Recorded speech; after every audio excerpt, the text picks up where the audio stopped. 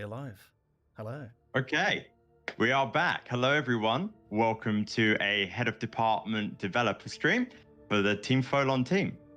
I am 𝗙𝗏𝗏, or Dean Carter. I am the project lead. For those of you that tuned in last time, you probably already know that, and you probably know everyone here, but otherwise we'll work our way around. So we'll start off with you, Joe, and then we'll work our way around that way. Hello, hello. I'm Wolfie, the lead level designer here on Fort London. Wait. That's you now, Callum. Yeah, I was looking at the wrong place. Yeah, I am the 𝗙𝗏𝗏𝐿𝐴, the lead writer and scripter of Fort London. Hello, I'm Saffron, or Emily. I'm the lead 2D artist and do some scripting as well. I'm Dan Skene. I'm the head of audio and music composition for Fallout London. And that's you, Sonny. Hello. Yeah, I'm Sonny, 𝐶3𝗏𝗏𝗏𝗏, Jordan, up to you what you call me. I'm the lead 3D artist and build master here at Fallout London. Yeah, so I push all them nice little updates and whatnot you guys are going to get. Woo. Yeah, so do we want to do any more introductions? Do we want to say anything? Do we want to... I'd also...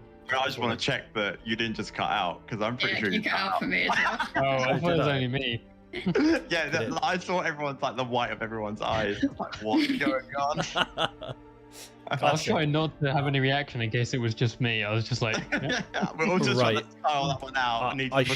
I should be less quiet now. Sorry. Yeah, I will say the internet is really spotty over here at the minute. It's been on absolutely. and off. It's been absolutely crap. I should be better now. I'll repeat myself though. I'm Sonny Delight, 𝐶3𝗏𝗏𝗏𝗏, or Jordan. I'm the lead 3D artist and build master. So you should be able to hopefully hear me now. But yeah, just to start with, I wanted to thank everyone for coming to our last dev stream. We're going to continue from where we was. I'm trying to remember where we got to. I think we just got to Archie, if I remember. Yeah, I think we left Thameshaven, as far as I'm aware. That's what I seem to recall. Yeah, Yeah. Okay. I'm trying to think if this is more of a logistical kind of quest. What quest did we get to? And my brain is melting. So we just... You could put up the game and find out. Yeah, you could just turn it on and we could find out. Lands of the Seraph, I believe we are on. Yeah, yes. we're about to hit that. So screw it, we'll go over to the game screen. So here we go. Feel free to pitch in as well whilst we're playing, because we'll be happy to pick up on some wee questions whilst playing. Yeah, absolutely. So we'll chat away at the random stuff that we find on our little journey and kind of give you guys some background or any challenges that we faced, etc. Any kind of fun things that happened during development. So, I remember we came back to see Barry. So now we have Barry's quest. Hey. That was the last thing we did. Yes, of course, just before the stream end. Yeah. You have 2 dice rolls to do already. Jesus, already. I might be able to actually renew one as well. Maybe you could make that into free. Oh yeah, I also have one as well. Oh no. Maybe we'll wait for the save mine, best I'll save time mine. when you're in battle or something. Are we gonna start, or I'll do one now. I'll do one. Just count them. Let's just see what we start with. Wasabi, hello. Thank you for the donation. Hello there. Oh, hello. That's Wasabi. Good to see you. We got made very So small. if anyone's confused on what they just watched, that is the dice roll mod made by Sonny Delight, and that actually, you posted that out. That's now released now, I believe. I think it's compatible with Fallout London at the moment. It's only working for Fallout London. I might make a Fallout 4 version for people. But yeah, you can get it on the Nexus. Just search NAT20, a dice roll mod. Yeah. So this is quite a different playthrough. We're going to be playing through it from the perspective of a mouse. Not anymore, clearly. The explosion from me changing just rang the bell then. That's interesting. I haven't heard that before. Right. I'm assuming we probably want to... Oh. I just realised we've got the Thameshaven quests. But screw it. We'll do Saga. Follow the main quest line, because that's what everyone has done. So Yeah, we can't do it until we get there anyway. So yeah. So we have some of the voice actors in with us as well. I can see that there's 𝗏𝗏𝗏𝗏𝗏 as well. We played Roach. Hello, And we also have Celestial VA, who played multiple roles, one of them being 𝗙𝗎𝗡𝗙𝗎𝗓. Hi guys.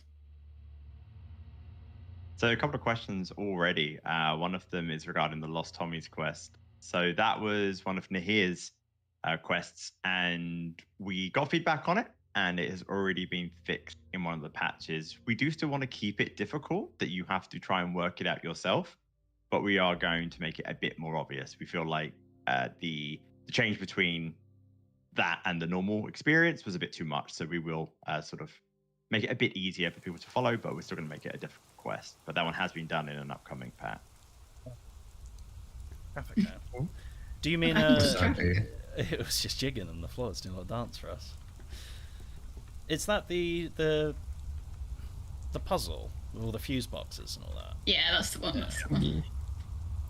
Yeah, I think the feedback was because we wanted it to be hard, but a lot of people just hadn't experienced that in Fallout 4 before, so I think they were just expecting the the typical UI arrow over where to go. So to then sort of be like, work it out was a bit too much for some players. So we're going to incorporate a little bit of arrow look here, and then also a bit more thinky. Yeah. So yeah. Another problem with that one. Oh, go on. I was just going to say a lot of people thought it was bugged because they couldn't find cars and stuff. Mm-hmm. Yeah, it's a shame when difficulties are bugs, actually.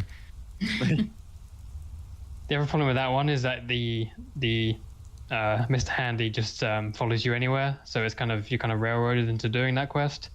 So it's not really optional. Again, it's optional. You can just not go and do it, but you're like, the game is incentivizing you to go do it by sort of approaching you at any point.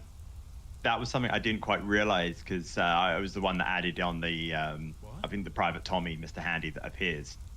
It never dawned on me that literally that would be one of the guaranteed quests that you would get, because you get level 20, you've done the main quest line, and then that happens, and it didn't dawn on me that you would always have that. So yeah, that's a bit of an oversight on my behalf, but yeah.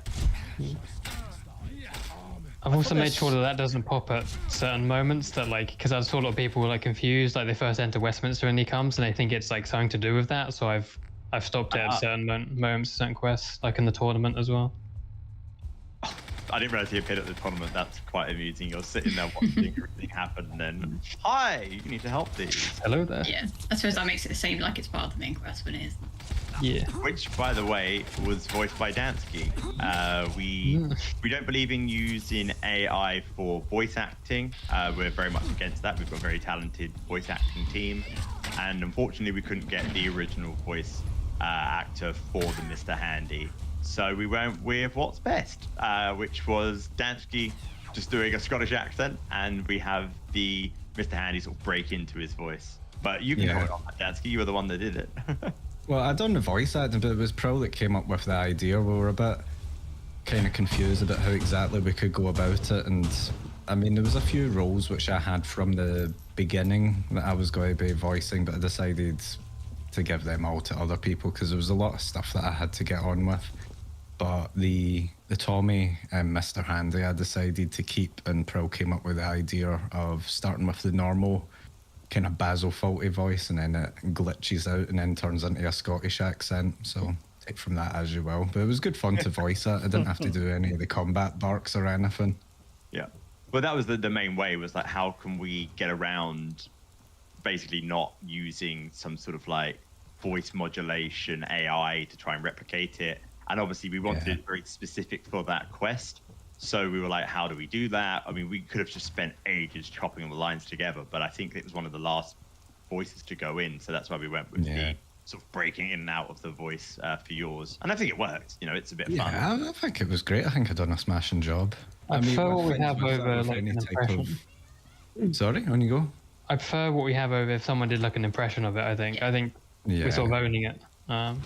Yeah, I would say with that, any type of voice modulation or any type of effects which were implemented, it was quite important for me, especially because it's a volunteer project, that the voice actors felt represented fairly. So, they had, access to all the lines, as well as how the quests kind of worked all together. They could always ask me for questions. And if there was any voice modulation for robots, I would just send it back to them and say, are you happy with how this sounds? And, some people did say, I'd prefer to sound a little bit more like this, a little bit more like that. And, we got the best of both worlds, because I appreciate that collaboration because it's ultimately their character and how they want to be represented in game.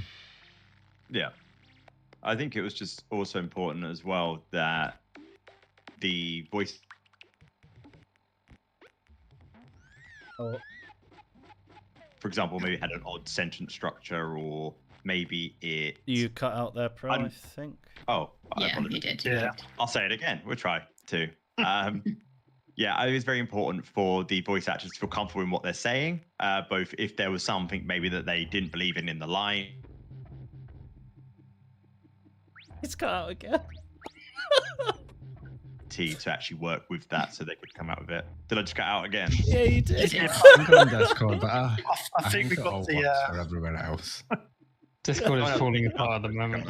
Yeah, I don't understand it. We pay for the Yeah, highest it's- level in Discord and it's just melting. Yeah, Amazing. It's crap. Yeah, let's add more games to Discord instead of making sure it all Also fucking can see works. some of the comments, which are pretty good. It says, we didn't want to leave in the line, preceded by silence. Here's an example of.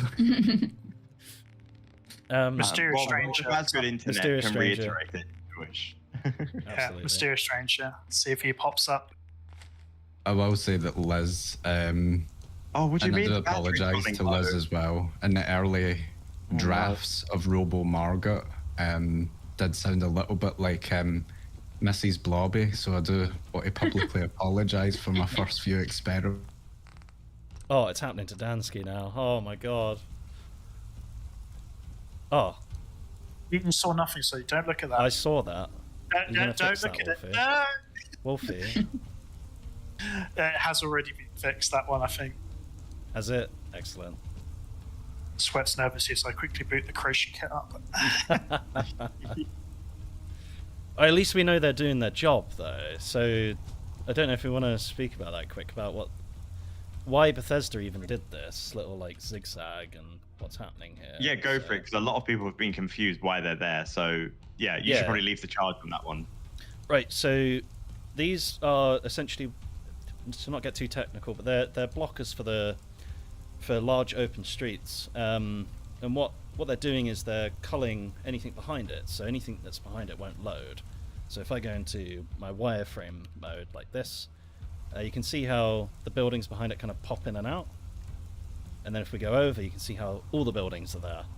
And this is part of the reason why everything's built in kits in games, so you get like tiles, right? So if you're looking up at this big gate here, if I bring back our view, the bottom of the building would be cut off, and then you only need to see the top of it. It's quite clever, really, but it's all part of optimization. You don't render what you don't see, so many people might question why do walls in games, why are they one-sided like this, right? But you come onto this side and you can see the wall. Again, you don't render what you don't see. It's all to do with optimization, and that's what these are. So they're like zigzags that cut off the view, and you'll see these all over Fallout 4. Bethesda used these everywhere, and so did we. And you can see there's a slight error here that Wolfie pointed out, where someone made a little bit too big of a gap, and it's culling, and it's quite ugly, but we'll fix that. It's one of them. Or maybe good I ones. won't now. No, I'll Maybe just you leave that one won't. in You're just for going to everyone. leave it. No, you can't. As do an that. example. I was just going to say, we actually took it to another extreme as well, which is the big brutalist walls that you see around. The reason why we put those in was not just for lore reasons to sort of separate out the world space, but we also put them in so that they were huge blockers so that it would cull the whole world space. Because if everyone remembers how badly optimized downtown Boston was, Oh, I can't you see can it. now imagine that London's like the whole area is like downtown Boston. So the fact Yeah. we got the performance that we did, I think is like fantastic, honestly. I will admit some areas are still pretty rough, but I think we did everything we could to ensure that the areas that were big and open, Trafalgar Square is probably the biggest one.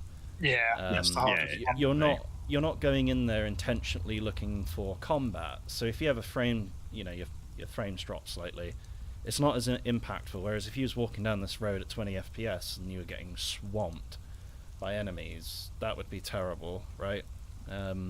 So I think we did really play our cards well there. Or, the level design is absolutely I'm still surprised at how this runs as well as it does, personally. Yeah. Absolutely.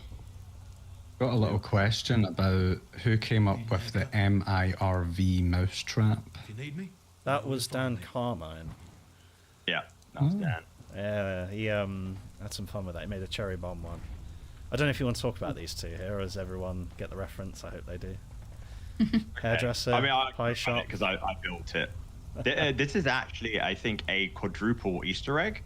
So it's based off the Demon Barber of Fleet Street, Sweeney Todd. You'll see there is a sign. If you just look to your left, Sonny, it does say Fleet Street on the sign. So Demon Barber of Fleet Street. But rather than it being Todd and Mrs. Lovett, you actually have Ted, which is a play on Ted Bundy, the murderer. And you have Miss Miggins, which is from Blackadder, which is the pie shop owner from Blackadder. So it's like a multitude level of Easter egg that just keeps going and going. So yeah. If I remember, she And does I sell think- the pies. Tells Yeah, some D's. Yeah, she sells mystery meat. I'm going to buy one. I wonder what it could They're really be. expensive. Buy one. I've got no money. Oh, I've got no money. Tell some stuff. Because you bought all that trapper armor. I did, Yeah. didn't I? We could... No, we're not going to cheat. We're not allowed to cheat. Farewell. When we get enough I money, will I'll come say- back. There should be an update when we do the next patch. There will be an update to the dog food. Some of those textures were probably some of the first ones that I ever did, and I'm not a 2D artist, really. I can bump things together in Paint and Photoshop, but yeah, we now have... we had a lot of feedback on just the dog food mechanics, and we thought they could do an upgrade. So we got Charo to do the artwork. I think Harry did the cans, and I think Sapphire's going to help put them all together in. So it'd be really, really cool to have an updated dog food can. This character that we're coming up to just here is actually played by somebody from France, and it was actually a needle in a haystack situation where somebody actually applied and actually spoke English in a French accent, and that role was needing to be filled. Bless. Just got something through from Jacob saying, "Hi, I just wanted to say thank you so much for the game, 60 hours in, and it's been a lot of fun, and I can't wait for my second run. Thank you guys so much." Thank you for playing. Thank you Yeah, for the donation.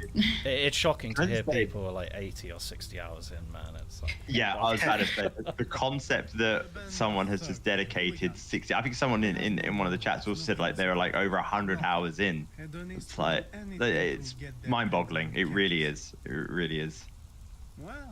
it's just crazy I to did see see- it. I even think I it. did see a comment the other day. Somebody was like, "I'm 80 hours in. There's nothing left to do. I'm bored." And I'm like, 80 hours?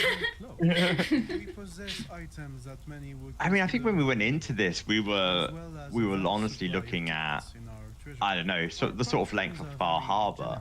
I mean, which is what I think 12 to 20 maybe. If I always thought 20 to 30. That was my. Depending Why on the am I- play style. Oh, there you go. I mean, Deranged obviously- Tangerine just said I'm at almost 100 hours in. Yeah, that is crazy. It really is. That's mental. Yeah, when we started, like it says on our website, that the mods are DLC size more than that was the plan originally, but it kind of got a bit big. Got a bit big. 3 days and 10 hours, and they're only halfway through. Wow. You need to go outside, Chief. No, I'm joking. That's amazing. oh, it really Is is. that like 82 hours? I think. Or 72. I don't know if this is intentional, Callum, but we haven't got there yet. Maybe. Oh God. Someone, I think it was P-Dubs, who was saying when he was doing the petitions, right? He thought it was the end of the game and got really worried. He didn't want to continue, and Bonhart messaged him like, "Nah, you got a long way to go." So Yeah. the petition quest is going to be like the grand tour of all the factions before you go into the bigger factions. So you do the smaller factions with the petition. You can skip those if you want. It's just sort of to point you towards the content, basically. Yeah, it was never intended to feel like the ending. Yeah. I don't know if it's intentional though. Like it's a very good like, what do you call it, curveball moment, I suppose. Oh yeah, because especially if you know where it ends and you know the goal of the petition is to get where it actually ends. So I could see why you'd think that if you know beforehand. But yeah, But wasn't it intentional? no. It's good. No. I think it's good. Personally. Yeah. Said like a true writer. As long as you don't just wear 4 as soon as you finish the petition, then yeah, I guess it works out. Violent Violet, they call her. Or if Yeah, I mean, you also gave an secret endings. option. Yeah, you also gave an option to skip the petitions as well, because we knew that some people, especially on like your second or third playthrough, maybe you don't want to go meet everyone again. Maybe you don't want to do these grand like branch quests, so you can just go and get the forgeries and skip it. So It's just as well because the Roundel quest got broken. yeah, it's fixed now. Yeah, it's fixed now. I have fixed it. It was literally just a tick button, but the nav mesh got broken somehow. Was this with the leader not continuing his dialogue or something? I know someone. He wouldn't walk to where he was supposed to walk to because the nav mesh unfinalized itself. Love it when that happens. Love it. There's also packages, isn't it? They're just so They just break sometimes, unreliable. Yeah. I don't know if anyone wants to give some context what a package is to people. Exactly. Go on, I mean, I Callum. love packages. They always work for me perfectly. But everyone else seems to struggle. It's just so an NPC can have one package, AI package, running at a time, and there's like a list of like orders. So it will first pick the one if it's in a scene, it'll pick that package, and it'll pick the one in a quest alias, and it'll pick the one on their NPC base, and then there's orders within those. And each package is basically, you can have a travel package where they travel to somewhere, they can sit wherever. I mean, yeah, that's basically how all NPC AI works, just with those priorities and conditions on those packages, and it works perfectly. It does. One work question perfectly. popped up, which is quite interesting. Is there any plans to release a continue game option after the ending? Assume that's for Callum. Yes. Yeah. It may be a while, just because obviously we need to focus on make sure everything works first. But yeah, there are plans. There's already been some stuff done for that for the post game, done by Pro. Did I? Okay. Yes. Yeah, all the banners and stuff Right. Yeah. on the I enablement. have. Yeah. Yeah. You are correct. Yeah. Yeah. I actually thought they appeared on the quest before the ending. To be fair, but the more I know. No, I'm not at the moment. Apparently not. Yeah. All these people wondering why it's lagging in areas. Well, there's all these invisible flags. That Something that's came up in relation to that, I imagine, is will it be compatible with existing save files? Don't know if we can answer that really yet, can we? Well, yeah, we can, because we're obviously going to do our best to make sure everything is compatible, but the nature of how this engine works and how, like, especially certain scripts updates, it's just not going to be working in certain ways. So we had this as an example with the most recent hotfix. Saffron had to then put out a little, like a notification of how to move on the quests on, even though we'd fixed it, just because of how it operates. Typically, it'd be much the same as how Fallout 4 works, where unfortunately when Bethesda does a patch, it breaks things. But we will try, obviously. In that case, it was just because if you'd gone past the part of the main quest that started the side quest, it would then not have triggered properly before I updated it and fixed it, so you needed to trigger it manually, if that makes any sense. Where did these guys come from? You're right there, Sunny.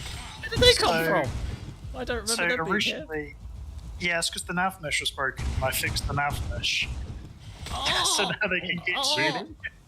Yeah, so the nav mesh was broken just at the border, so they couldn't actually get to the player. Hence why no one ever ran into them. And then I noticed and fixed it and didn't tell anyone. Because yeah, these should be by the Mr. Handy HQ. I'm gonna guess they've now. Now they can come out. Right, got you. Hilarious. I've done 2 of the dice rolls. I don't know how many were at the minute. I was going to wait until we're in here. The elephant does have a name. It's called Strange Beast, and that's all you'll know. Secrets. secrets. You've got another dice roll, which has just came in from 𝗏𝗏. That's 2 more then, I believe. Right, 2 more. Yeah, is it 2? We had like 3 earlier. Yeah, that's. Yeah, you've done You've one done now. 2, right?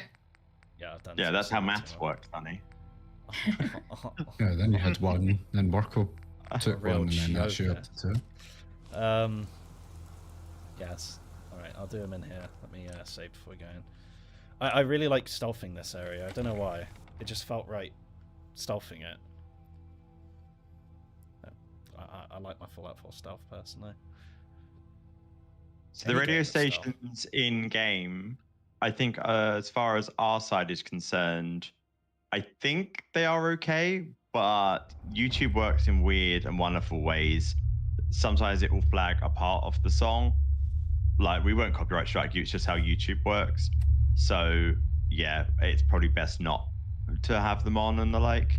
I If believe I- our Yeah, I would cover advise animal not. soul gets flagged. Even though it's a Yeah. cover, it gets flagged by YouTube. If I'm not mistaken, the broadcast ministry and Crystal Palace are safe because they're already. No. No, Crystal they're Palace not. is- Really? Because the license is kind of ran differently for them, because games only really have a limited license on them for those types of things, and most of the time they don't wrangle for that to work online. Yeah, And the someone in broadcast ministry maybe because it's classical. Yeah, it's all. Because obviously the Not compositions aren't classical copyrighted. either. I mean, the thing is the thing with music copyright is it's not a case of the music in and of itself. The music is not copyrighted because the composers have long passed away, but it's actually to do with the recording itself. People own the recording and own the performances of it, so it's that can actually get flagged. Not as often, but it does happen. Yeah. Makes sense. I know someone on Discord said that I think Rocket 69 was getting flagged. So yeah. So probably best not. There are mods out on Nexus mods that you can just get that will like disable all your radios and the ones in the world space as well. So maybe use that. I mean, the ambient OST will get flagged. No. I mean like the actual radio.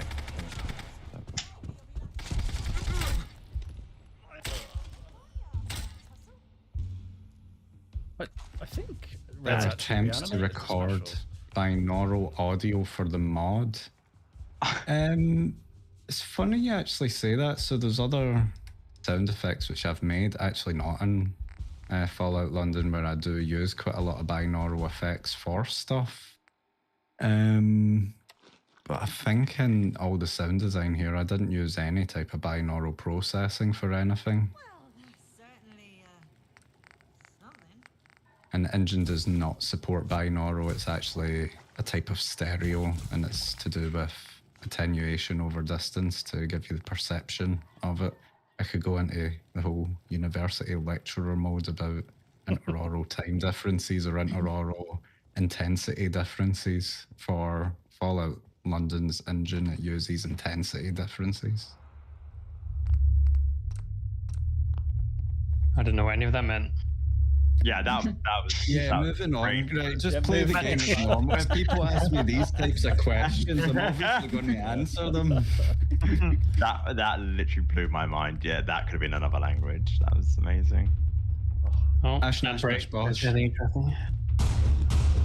What's up, sorry? Yeah. Don't worry about those popping up. Like, don't even mention them. They're good. Right. Oh, we got a Jimmy hat. Oh, Jimmy.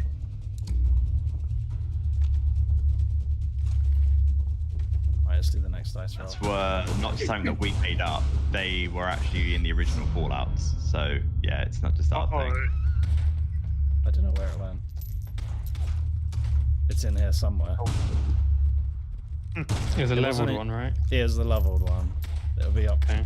We might find them fighting it, hopefully. Yeah, it's probably Violet's probably fighting it downstairs, I would guess.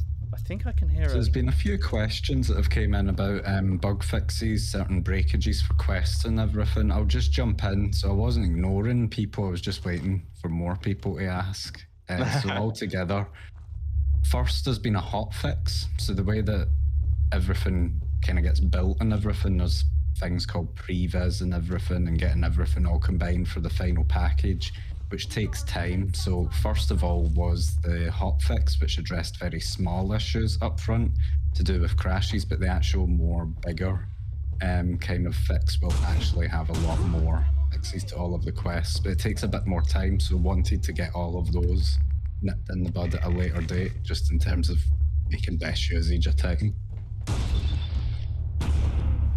Look at our change log at the moment. We have... I think Callum was saying it was about 500 or so changing, I believe, Sav. 477 lines in our document so far. It's not bad. And not all individual changes. Got another dice roll, Sonny. I'm in combat, so I won't play the anim anymore. Oh, fucking tank off. No. Ow. Alright, no. Well, you have tunnel golf. I do now, yeah.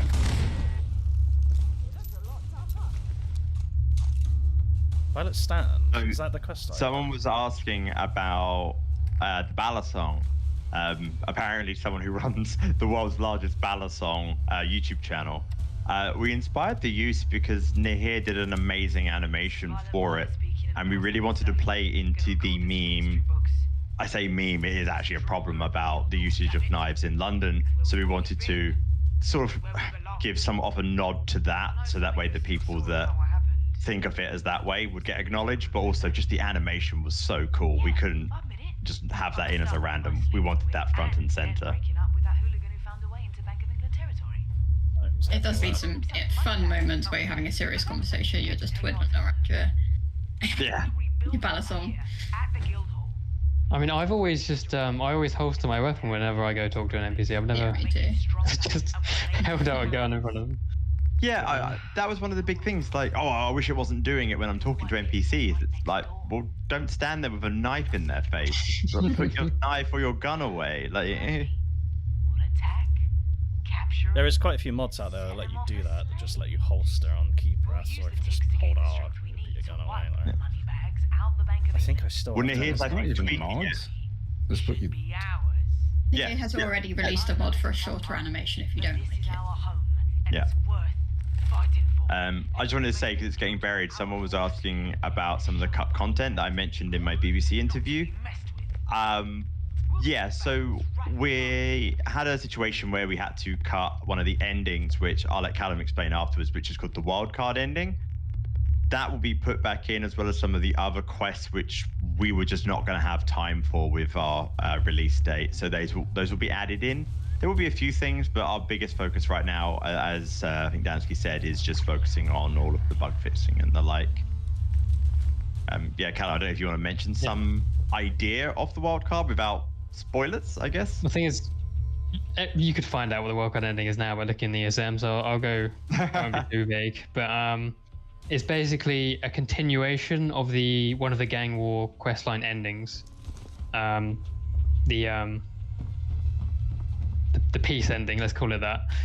That ending, you can continue to the end of the game, to the Battle of Westminster, form an alliance like you do in like New Vegas with Yes Man or whatever. Basically, bring some of the smaller factions in. Yeah, and that is being worked on, and we'll win eventually, but no time frame on that, because obviously our focus is on fixing what is out already. Yeah, fix first, then add content later, which I probably think more studios should probably do. Yeah. So, yeah. Definitely. And there'll be some smaller like side quests that we cut, releasing between then. And I guess the wildcard ending will be one of our last major updates, I'd say. Yeah. Yeah, I was just like confused. Were you all right there, Sonny? What was going on there? Whoever's dice roll that was, I'm going to do it again. Because it spawned, whatever it spawned under the stairs, so... Ah, okay. Yeah, I was wondering about that. I don't know if something broke. No, I think it spawned a mole. It was the dice roll. Whatever. Yeah. Just chilling under the stairs there. 𝗏𝗏𝗏𝗏, the character you're thinking of, he was in a cut quest who will be added back, but nothing to do with wildcard. No. I don't know why 𝗏𝗏𝗏𝗏, you're moaning. You were in as Roach. They're like one of the main characters. Like. The He's vagabonds. not moaning. Moaning.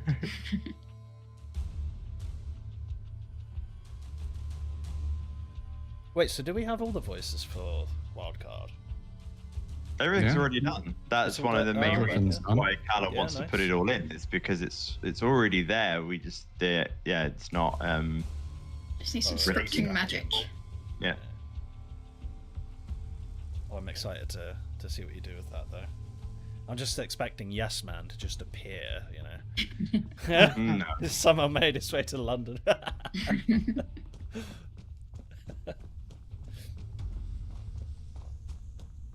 Gonna do that dice roll or something. Oh, yeah. Somebody's asked, has anybody worked out how to get rid of the high-res texture pack yet? You literally just need to delete the archives. That should do the job. Untick it as well on Steam. If you want to do it without just nuking it. Yeah. Just go Yeah, to- you could rename it as well, to be fair. I mean, I don't want to throw shade, but probably don't need to use it anyway. It's horrendously unoptimized. There are probably True. better mods out on It's like 60 gigabytes, and in my opinion, oh, I'm calmed. I can't fight them. Oh, there we go. There we go. It's like 60 gigabytes, in my opinion. You'll notice it on some of the metal objects. I really never thought it made any noticeable difference at all. Jesus, these guys just sorted all of them out. I'm personally not a fan, and you know, textures are my thing. So. Yeah, you definitely die a little every time you see someone streaming with the HD texture pack on. I can see that, especially. I personally, I'm a fan of Oxhorn when he streamed his first video. Now, don't get me wrong, he did correct it in his second video. I was very thankful I left a little comment. Yeah, Mr. Law was like, well, this isn't law friendly. This isn't law friendly. And then he realized he had the HD texture pack on. We were a little bit dying inside. Like, no. please fix it. I was going to say... Thank you for fixing it, also. I love some of our... whoever did the writing on some of our extra, you know, the skill check dialogue is brilliant. Like, I was outnumbered nearly 100 to 1. No match. So dramatic. I didn't expect there to be some. We've had a lot of feedback on, For any repair. like, some of the joke ones that I put in, where it was just basically, like, I think it was Alana. She's just like, I need help, and you just fuck off. And everyone's just like, oh, okay. He was like, yeah, that is very London. Like, I don't think that one was me, but like there were other ones where I sort of like replicated that one. But yeah, just, you know, telling the NPC to F off is, yeah, it's a very London vibe, I'm not gonna lie. A pleasure to meet you. So not a question, but somebody is saying shout out to Callum, one of my favourite writers of all time. Yeah, I know him in real life. Yeah. Stop by again sometime. I hope you Hello, Well, Arlo. you're our favourite writer as well, Callum. Celeste you. just got auto-botted. The same. I see that, yeah.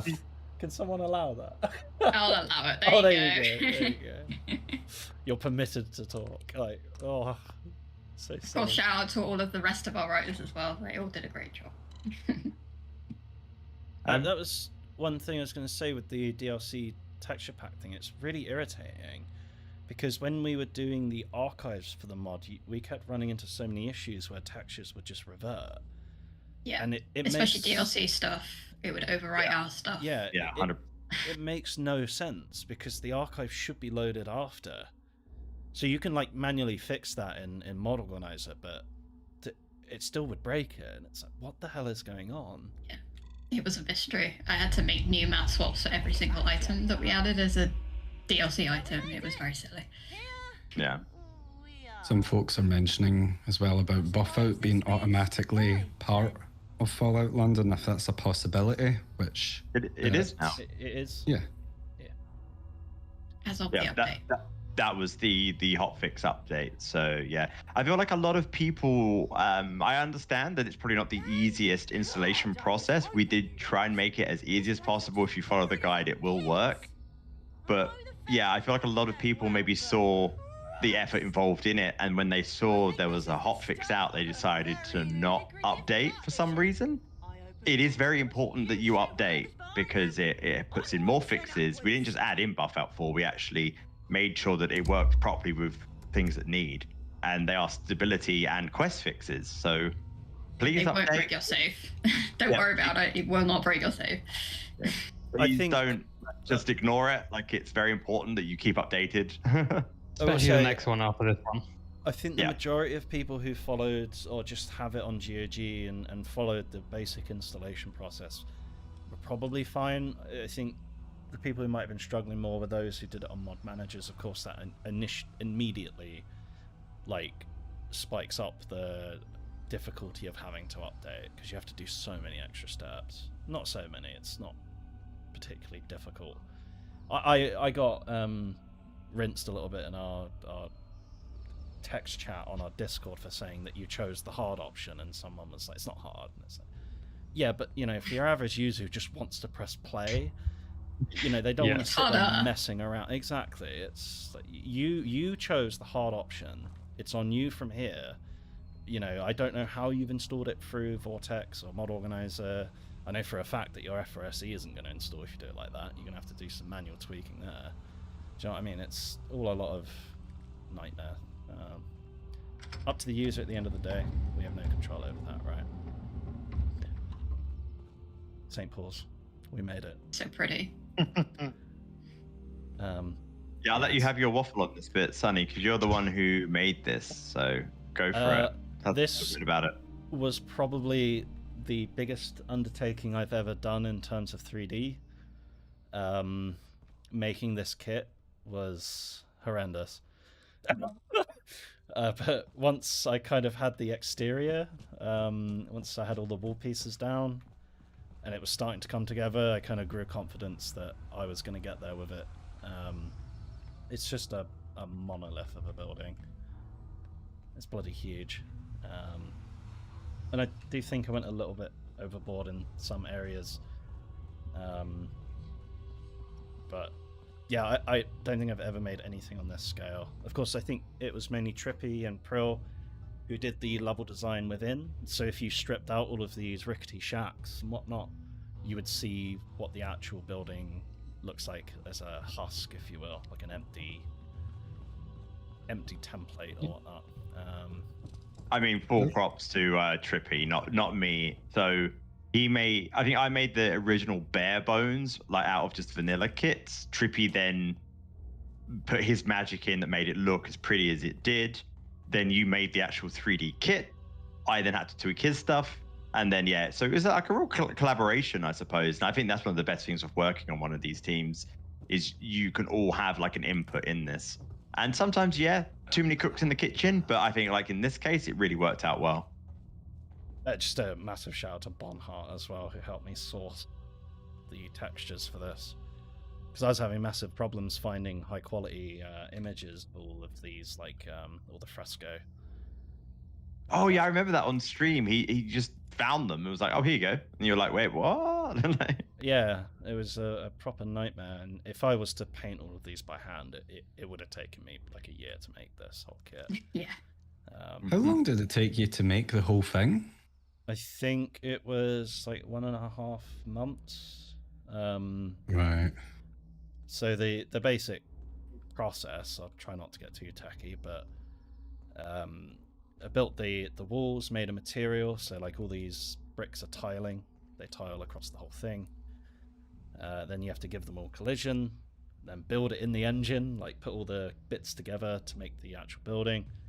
And then I did the interior, which followed the same process. And then you have to remake the whole thing again as LOD. So, you know, level of detail or what it looks like in the distance. It took ages. I reached it's ran the wrong way. So someone noticed this in the bug reports. Yeah. Yeah, I know. It's actually the wrong way round. This whole thing for those that don't understand, yeah, if you were to approach it, so if you would approach it from the outside world space, because it's in its own world space, as you approach the first gate, you would have the financial district sort of in front of you behind the building, which, if you actually notice on the stream, it's not. It's the other way around. That was because of, incompetent development. I apologize. There's no excuse. It's just ran the wrong way. Sorry. You like Maybe this the whispers one? between the hallowed lands had a say in the matter. I know what you're about to say, Saffron, and I'll let Wolfie and Sunny answer about the up house that someone's asking about. Yeah. We can House, show I you didn't see it. that one. I was going to say, what's the story with the gnome on the balcony? But Okay. Oh, We can take away all of these. Do the gnome first. Go for it. You see no gnome. The gnomes are all alive. okay. So there's a little joke that we have when all of us are doing level design is we just hide gnomes. I don't know why, it was just funny to do. Or we'll be going around an area that I've made and like, what's the little hidden gnome there? And then vice versa, I'll be doing Krill stuff and then I'll be like, I found your gnome. And before you know it, there was thousands of gnomes we hid that we forgot about. there's Good luck finding gnomes them. everywhere. And I think towards the end of development, I started to pitch in on Wolfie's little joke and started every time I was editing a cell, I put a gnome down just as a little hat tip to Wolfie. See if there were no more Q-Zulu. He's up here. There was always the joke about Fallout 4 in that the areas were always full of trash. So you'd always have the trash fairies. And I guess it's also started playing on that because there's way more trash in Fallout London for lore reasons. So yeah, there are little trash gnomes, I guess. They're the ones that are like throwing trash everywhere. But yeah, guys, maybe you want to talk about the Up house because someone was very confused why a remixed version of the Up music was randomly playing in Hill. Right. Because it famed me, I'm going to talk about this, I'm afraid. So, every time... So to generate the LOD... I can eat a banana while you badmouth me. Go for it. So the LOD is this giant mesh that you see outside... Oh, I'm in the dialogue camera. Is this giant mesh that you see, right? All the low detail objects around it. Every time I generated it, there was a floating building somewhere. Doesn't matter where, it was always there. And I'd be like, I really need to shoot this trailer, or I really need to get footage. And there'd be this fucking great building in the sky. And I'm like, Prella, please, can you But just not just build off the floor, to clarify, like fully up in the air. Like, like a blimp, basically, yeah. There is a lot of like smoke and mirrors in some of the trailers where I hid some of the floating buildings because we were still in development, and it's a bit of a nightmare to have to regenerate everything. But it makes perfect sense. It's easier to build in the sky than what it is to build under the floor, because if it's up in the sky, you can rotate the camera and just select everything, right? Whereas if it's under You the also ground, remember, if it's there, you remember it's there, right? That's the thing. You put it underground, you forget, and then suddenly you're like, why is this area lagging? Oh, because there's a whole cityscape under the ground in archaeology land. So I was There putting is up a magazine that references the archaeology as well in one of the Wasteland magazines. I can't remember what they're called.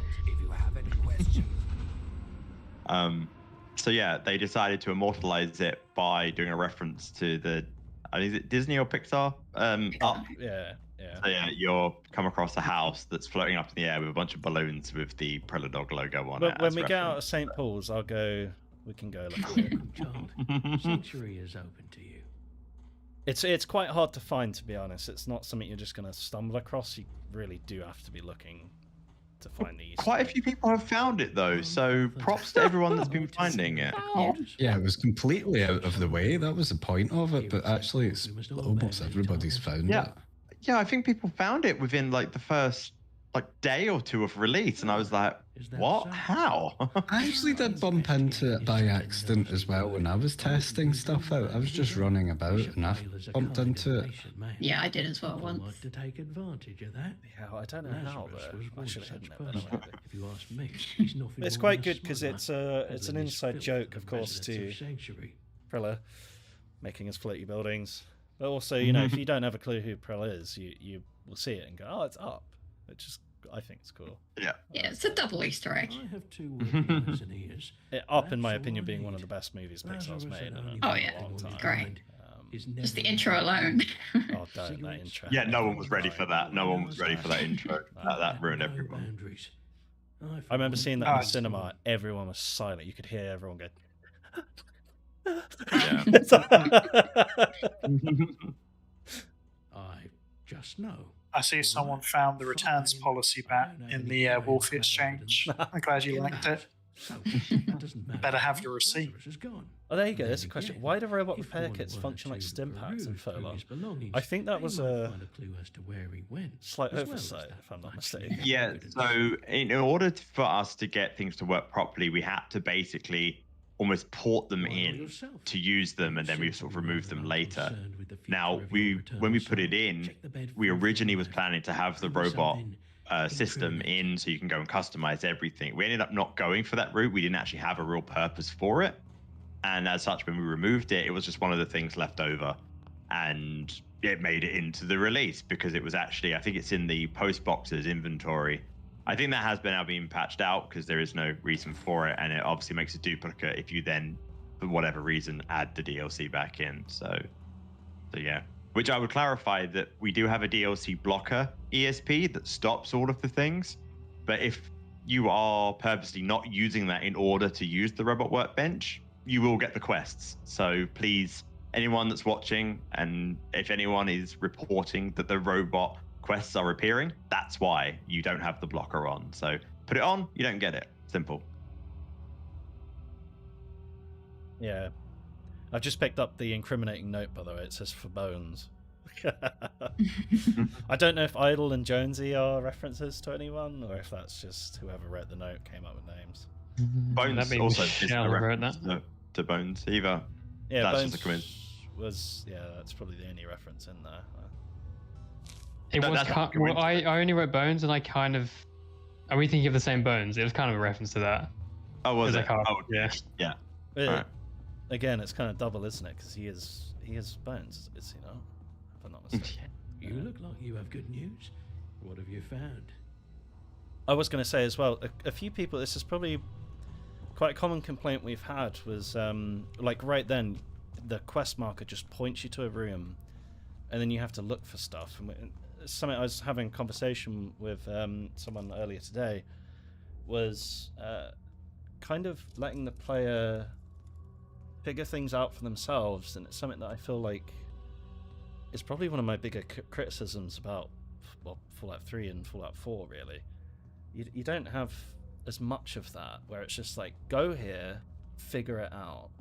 Like, that's a very small example, but, you know, if people find that really hard, like, we're sorry, but good luck trying to play something like You Fallout look like 1 you or have 2, good do you news. know what I mean, where What it's have all you very found? open, and it requires you to kind of really think about what you're doing and figure it out for yourself. I knew he was You know, selling chems. I feel like that's something we wanted Good to Lord always provides. really encapsulate in the With mod, this, Lazarus is will be encouraging the banished for player certain. to I only figure wish it I out, knew the true names of these clients.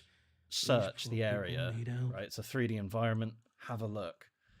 And it's quite funny, it's been quite polarizing. Some people absolutely hate it, and then others absolutely love it. They're like, oh my god, it actually got me thinking. And I'm like, exactly. We've had quite a few bug reports, like people saying there's no marker for this, and it's like there's not meant to be. No Yeah. more food feeding. Big one is the vagabonds. We had to get the 𝗟𝗡𝗏𝗏𝗏 Enforcer pin, and Gaunt gives you some places where you can find it, but there is no marker. I did make it so you can go back to. Oh, it's not Gaunt, it's Blind Nelson that gives you the instructions. I did make it so you can go back to him and you can ask him again. But yeah, there's no marker for a reason. It's to make you listen. Yeah, that's Yeah, the thing I mean, as well. It's in There the was an dialogue. article I read that literally sort of said that people have been spoiled almost by Fallout 4, and this was something that always, but I think it bothered a lot of us, and which is why we went with this decision, is that especially in games like, I guess, Skyrim, they would be like, oh, here's a tomb that's never been opened for 1,000 years, and then it's like, oh, well, the horn is here under this arrow right here, it's here, and you're like, well, what's the point of me doing all this stuff? Like, I know exactly where it is, and it actually is not very immersive at all. So we were definitely like, oh, okay, well, we'll at least do like a ring, and then you have to go and work it out, or actually listen to the dialogue. The NPCs do tell you. And this article that I read, they were literally saying about how they were told how to do something, but they just skipped through it, and then they didn't know what to do, and then they dawned on them, oh, I have to reload and listen to the NPC, and it's like, oh, wow, you have to play the game and listen and take part of the game. What a concept. So yeah, Fireworks have started. Oh no. Well, I So can't hear them. For anybody watching, I live right next to where they're doing the British Firework Championship. That's quite hard to say, actually. So if that picks up, please let me know. Oh, Ramsgate. I'm sorry. What do you want? What do you want? Because I like cooking. Why else would I be a chef? Bless him. Who did Ramsgate's voice? Do It you was know? Paul Warren. There's another message that was asked about VA. I'll answer that in a second, but this was Paul Warren. And when I sent this over, it says, oh, they've got this character for you. It's a play on a British icon within the food industry. And he just immediately got it. And he says, right, I'll be with you in 20 minutes. And then came back, and when I hit play on the file, it was like, what do you want? And straight away, it was really loud and went, right, okay, perfect. It's brilliant. Somebody was asking as well about Guido? Was Oh it my Guido? God, yeah. Was it What were they Guido? asking? Do you want to lead on a bit? Or No, I'm just thinking. I need to scroll up again. I believe, yeah, it was Guido, and somebody was asking who wrote Guido and was it voiced by AI, of which it was not. It was voiced by Martin Lavelle, who done all of the Protectrons. Is this kind of really wonderful, because he works a lot on kind of drama plays and everything, and he has this great kind of neutral projecting tone that works really well for all of the robots in game. yeah, I think he based them off the old Doctor Who Cybermen, like the really old ones, I believe. So they've got a very much a vibe of like I when love they their die. death sound. That sounds I love great. it. I love it. Promise? Yeah, I did send the death sound. I didn't. I believe I did run that past him with the death sound. It was the one which, I mean, he done a lot of them. It was like 30 of them. And when I listened to that one, I thought, oh, this is going to be perfect with the, oh. I mean, I was implementing the Terry quest line, and you have to kill Protectrons in that, spoiler alert. And as you go around, yeah, they just all die the same, and it just doesn't get old. It's just like, oh no, you've got this horrendous fight, because Protectrons are very hard to kill unless you've got an energy weapon.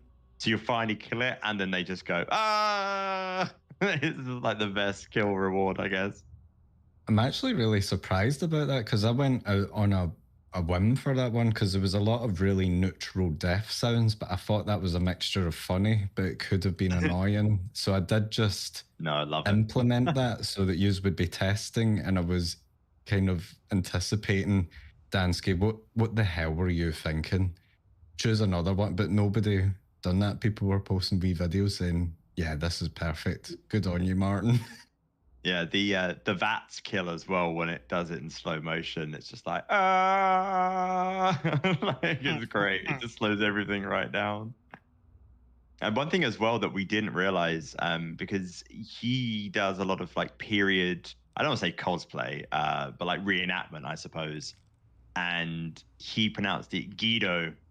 And I feel like at first we were like, oh no, he's mispronounced it. And then I was like, no, he actually does reenactment off that period or around that period. So he's probably actually the only one that's saying it correct. So we left it in as like a historical nod that Guido knows how to say his own name and everyone else says it as we would today, which would be Guido. So I actually like that featurette, and that was like a perfect example of the voice actor knowing the correct thing to say and then sticking to it. So yeah. Got a weird smell. Sorry about that. I just had banging on the fence. He's a and resident bookworm. There's people going at it out there, so good luck. Hopefully no one's come through on my microphone. Wait, what? So what happened? Going There's at a it. massive Yeah, argument. that could be going on. multiple things, Sonny. What they do. Not going at it, not like that. What do you mean? Massive argument just went down, so hopefully none Oh, of so we're having an argument. Oh, okay. Big time.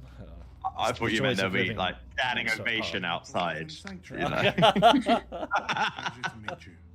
I'm Reverend Francis. Yeah. Anyway, If you're trying to rid yourself Wonderland stash, here we go. Moving on. Help you, child. I don't want to give up all the But Wonderland. until then, Let me sniff it all. Oh, he's sniffing. strange. This smells of cheeseweed. I've seen a few questions about beds for survival. I have been going around adding more beds. Hopefully, there are now enough beds for people to play survival without being sent back to the beginning. Good luck. Ah, I did want to make you a pack-in. That was something we should have really looked at, Wolfie, was like little camp hideout pack-ins where you get a little cooking station. Yes. A box to put your stuff in and a bed. Just yeah, that's going to be... That'll probably be an ongoing like trial and error, getting them all in the right place. But yeah, there will be more beds now. Yeah, it's why I really want to do a merge, because I've started I don't want to say like overly cavalier about putting down more workbenches, but definitely I've been putting a lot more around Westminster and the like, because that was one of the feedback. I actually noticed it on Pathetic Wolf's stream. He was trying to find a chem station, and I think there was 2 at release. Now there's a lot more. So yeah, they're all around the place. Right, we got the cheeseweed stash. Oh, Archie. Oh, there you are. What is it that you're up to at the moment, Sonny, in the game? We need to go to the Beefeater Burger to... I think Of course. Yeah. Before you leave... Obviously. Before you leave, can you go to Paternoster Square? I say that as if you're going to know what that is. The foxes, right? Yeah. Oh, he knows. I apologize. I will roll... If I die, though, I'm going to actually die. Or maybe save before you... Quick save? This is where Sonny first met the fox when I first did them and accidentally added an extra digit on their damage. Whoops. It was mad. People say they're tough now. Oh, I really hope I don't die. See if I can get a sneak critical on or something. Are they still here? Oh, they are. Yep, that glowing one. There's a glowing one as well. Yeah, there is. No, I'm gonna die. No, I wanted you to go get the police telephone box. I know what you want me to get, but if I die, I have to do all that again. Oh, are they coming? Did you not You save? don't save? I did. What's wrong with you? Saved. Save. I'm gonna let Sanctuary take care of them. How about that? I don't think they will. They're all gonna die. They're all gonna die. Well, they used to occasionally just run towards Sanctuary without the player even going there. Well, you got a dice roll as well, mate. So good luck. Yeah, maybe the dice roll will help you. No. It might. It could also spawn something horrendous. Wait, they've taken all the foxes away. Can I get? Dice roll, mister. I will in a second. Let me get out of Sanctuary. No. No. Oh, there's still one there. What is it that's that? There's just cows everywhere. What are you scared of? We're alright. It's the pack of foxes and the glowing fox in here. Oh, okay. Just make a run for the TARDIS and leave. He's still here somewhere. Where'd he go?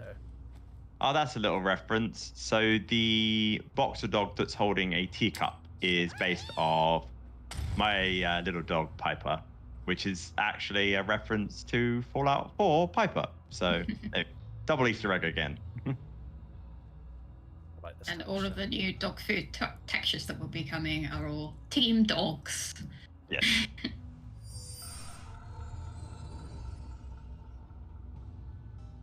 You had fun implementing these, if I'm not mistaken, Pro. If I remember, it was one of them things of, oh, it's fixed. It's not fixed. Oh, it's fixed. It's not fixed. Yeah. I think my favorite one was the fact that I somehow left it so it was running on game start. So when you were in the test tube, immediately you got this quest, and everyone had to deal with that for a solid week. And I was, Yes. Sorry.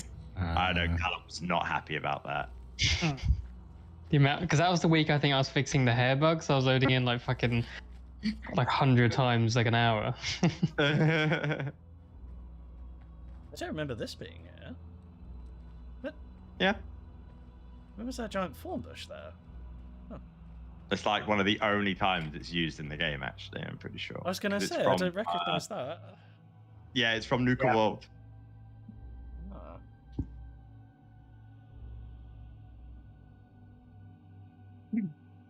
Is that the... I have memories of there being like a really overgrown park. I'm assuming it's from that. Oh God, it's been so I long since honestly I played didn't it. play too much about Nuka World. I was really I think it's from excited the for Nuka. dry. Is it Dry Rock Gulch? Yeah. The deserty part. I remember when Nuka World came out, I was so excited because I was like, oh my God, finally you can do like a raider playthrough in Fallout 4. Because I was yearning for it, right? Because in Fallout 4 it felt like, well, you can go with the good guys, the kind of not so good guys who are made out to be the bad guys, or Bethesda's good guys, the Brotherhood of Steel. So do you know what I mean? And then that's when I learned you have to go around doing all the fucking settlements, and it was I was disappointed. I liked the settlements. I did as well. I loved the DLC. I thought it was really good. I got God mode. Wow, I could have used that. Are you kidding me? Well, we're unstoppable. Oh, I can buy my you got meat another pie. dice roll. Let me get my meat pie first. Come here. Megan's. I do like how the rolling pin appears on her with the With bowling pin. weapons mod. Oh, oh yeah, it's on her side. It kind of just sticks out. I thought I disabled that. I didn't. Right, another dice roll. Ah! Been made miniature again. Oh god. Are you still able to fight in miniature mode and everything? Yeah, yeah. It's quite funny. It happened earlier, and I had a dog running at me, and it's quite terrifying, actually. Does it change your collision at all? It does, yeah. It doesn't make you like fit in things, I don't think. Oh, That's but what it I was does, wondering. like let you do tiny jumps up stuff. Yeah. That was one thing that always confused me, and the fact that there are mods out that fix it is why does the collision not scale when the player crouches? Yeah. I don't know why Bethesda didn't do that. That's very odd. So many times when I know when I was doing level design, and I'm pretty certain Pro and Wolfie, you could like absolutely express the Yeah, like, so many cool things we But could have the done. actual gap, because the player's like 7 foot equivalent, and it's like, okay, so you put a door. Sonny, why have you got to look at all these things I fixed in my file? Why are you going to do this? Was there a legendary on that leech? Was There was. Yeah. Oh, there was. Increases actual refresh speed. That's actually pretty good. It's not as good as Trapper armor though. So.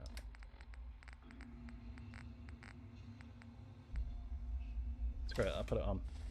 But yeah, you'd be like level designing these perfect little hidey holes for the player to like sneak through.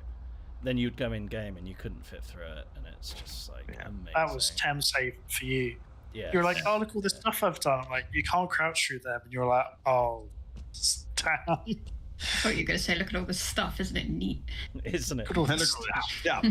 Neat. Oh, more boxes. Well, they've been nerfed now. They're not too bad. Oh, I'm gonna die now, aren't I, for saying that? Well, the main problem was the health bug and players encountering at the game start. Yeah, look, they do way more normal. They take like all of your health and that one hit. It's because they had a damage multiplier of 3 or something. Yes. That's why they were so scuffed. I don't know what happened. I think someone maybe just was like, that will do. And So what happened was they got duplicated from another creature as a template, and we forgot to change the damage multiplier. So it just got forgotten about. So when people are fighting them, they're getting hit by like 150 damage. Got another dice roll, by Oops. the way. Really? Oh, so there is. Yeah, I've just seen that. It was a bit above. oh my god, I got the mannequin arm. Man, Oh my god, yes. This reminds me of the finger weapon from Elden Ring. It's so oh, silly. yeah. Come here. It's like you're giving them a proper slap. Ah, I kicked it.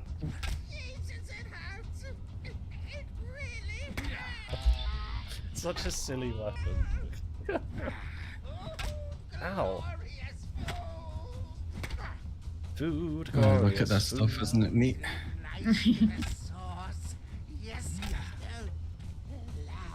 That was something. Is that... So I've noticed quite a few things in the combat parts, especially for Kira. That was the one where I noticed it first time. These bloody doors. I feel like someone, a writer or voice actor, fit in some wonderful references in the combat parts. Like that dude just went, glorious food, and it always has me. Oh my god! Yeah. Bond! There he is. Woo!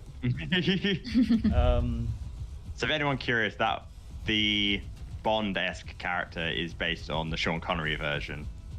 It was between him and Pierce Brosnan, but I think we went with Connery in the end, which was made by Vault Girl. They did all of the characters' faces and the like. Did he just try to dice roll? He did. Yeah. He did. What? They can do that. There's a dice. It's I think it's just the animations. I need to fix that. It's something to do with the third person animations. Like Does he spawn things? That'd be amazing. Could you imagine? Could you imagine? It'd be brilliant. Well, thank you, whoever gave me the dice roll that got me the mannequin arm. I like this thing. Oh. Hooligan Pyro. They have flame resistance, right? Yeah, but you should shoot them in the left arm, is it? Yeah, the one with the that's taking damage. Oh. Yeah, if you shoot them, then like the old Call of Duty, they'll fall to the floor and then like explode. But you just tap the arm that has the pipe on them. What is that? Which I think is the right arm. I think it's the right arm. I think. Yeah. Get that critical in.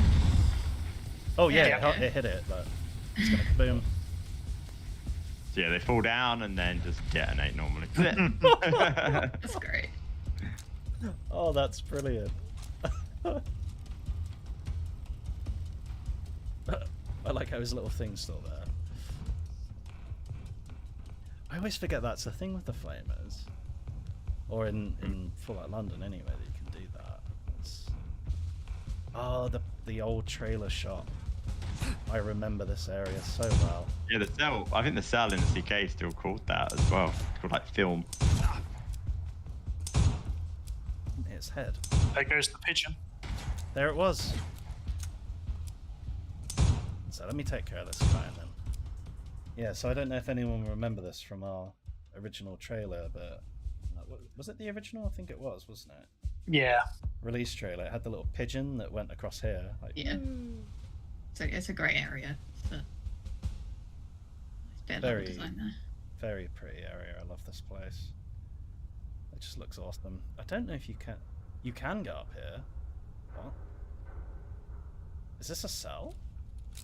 No, that's just for show. It's just for show. Okay. Yeah. Just to tease you. Yeah. No. Lovely area. Whoever built this. Yeah. Love it. It looks amazing. I think there's. Who was it that made this place? That was me. And Bethesda. So a lot of it is based on Bethesda's mixed up with our stuff. It was one of the first older ones, so that was back before we honestly knew too much of what we were doing. So it's definitely one of the older areas. It's why performance is probably not the best here as well. Not because it's based on Bethesda's, but just because it wasn't really built with any semblance of optimization. That was definitely something that we started doing much later on in development. Because, in our first year, which was the first year after the reset, which was when this was made, you still like bashing blocks together and hoping for the best. So yeah. Love the 𝗏𝗏𝗏𝗏. Such cool outfits. I've noticed a lot of people when I've popped into their streams or even on YouTube use the 𝗏𝗏𝗏𝗏 capes and armor. Yeah. The capes are actually a vanilla item that they just never use. I think it was cut from Elder Maxon, and we sort of like brought it back in like a big way. Yes, it needed tweaks. I think that was the issue, wasn't it? That originally they hadn't weighted it, so it was like stuck to the back of your limbs, and it looked a bit weird. It sort of snapped in half. But yeah, it was a very easy fix, and yeah, it worked. Sorry, I'm back in the room. I had to do my Duolingo. I think the reason they didn't include it was because it had a lot of clipping issues, but it's a trade-off. It's cool. Yeah, definitely cool. I'm one of them people who doesn't mind clipping. I know it does Prol's head in. I know it does other people's heads in. Yeah. It never really bothered me too much. I think it's because it's one of them things where I'm quite used to it in like New Vegas and Fallout 3 as well. Yeah. Like, especially with mods, you know. I mean, as a 3D person, you probably also know how difficult it is to do. So you're like, yeah, I'll let them off, you know. Yeah. On games. Like you play newer games like the finals or whatever that have all these outfits that you can put onto your player and they all scale perfectly. There's still clipping on some of them, so it's like even today it's a problem for 3D artists or the character artists. I mean, there's something about the way that Fallout works where it's how would you describe it? It's a very gamey game, but with a lot of immersive storytelling and everything else, and you know, environmental storytelling. It's quite a weird mixture of lots of different things, which you don't really see too often. What I mean by a gamey game is you can do the whole clipping or jumping on things or teeter-tottering about everywhere, and it still feels right as part of that world. Does that make sense? Yeah. Yeah. Yeah, no, absolutely. So someone asked earlier about what was the influence of the various cultists. So we wanted something that was just a little bit different and a bit more mysterious. And we obviously have that with the Gatherers. Nothing's really explained about it. And we wanted that to be like this weird sort of, who are these people? And the cultists were also like another sort of faction, if you want, that are like that. And you get different cultists that wear different things. And it's definitely up to the player to sort of work that out as they go. Because one thing people might notice is we don't hand feed you in Fort London. Some of it is up to interpretation, and that's what we wanted. We are going to be doing a bit more hand-holdy stuff in a future update, but yeah, definitely we want people to be like, oh, why is this cultist, for example, the one that Sunny's fighting, why is this one wearing like, you know, a human head? Why do they look like they are wearing scrubs and stuff? Well, it's because they've been in a hospital. You know, we don't have to explain that too much. Like, they are weirdos in a hospital, so that's why they're wearing scrubs. So yeah. I've noticed this is Tunnelcough area yes, now, by the way. that is Tunnelcough. People will notice that there are a few more Tunnelcough areas. No.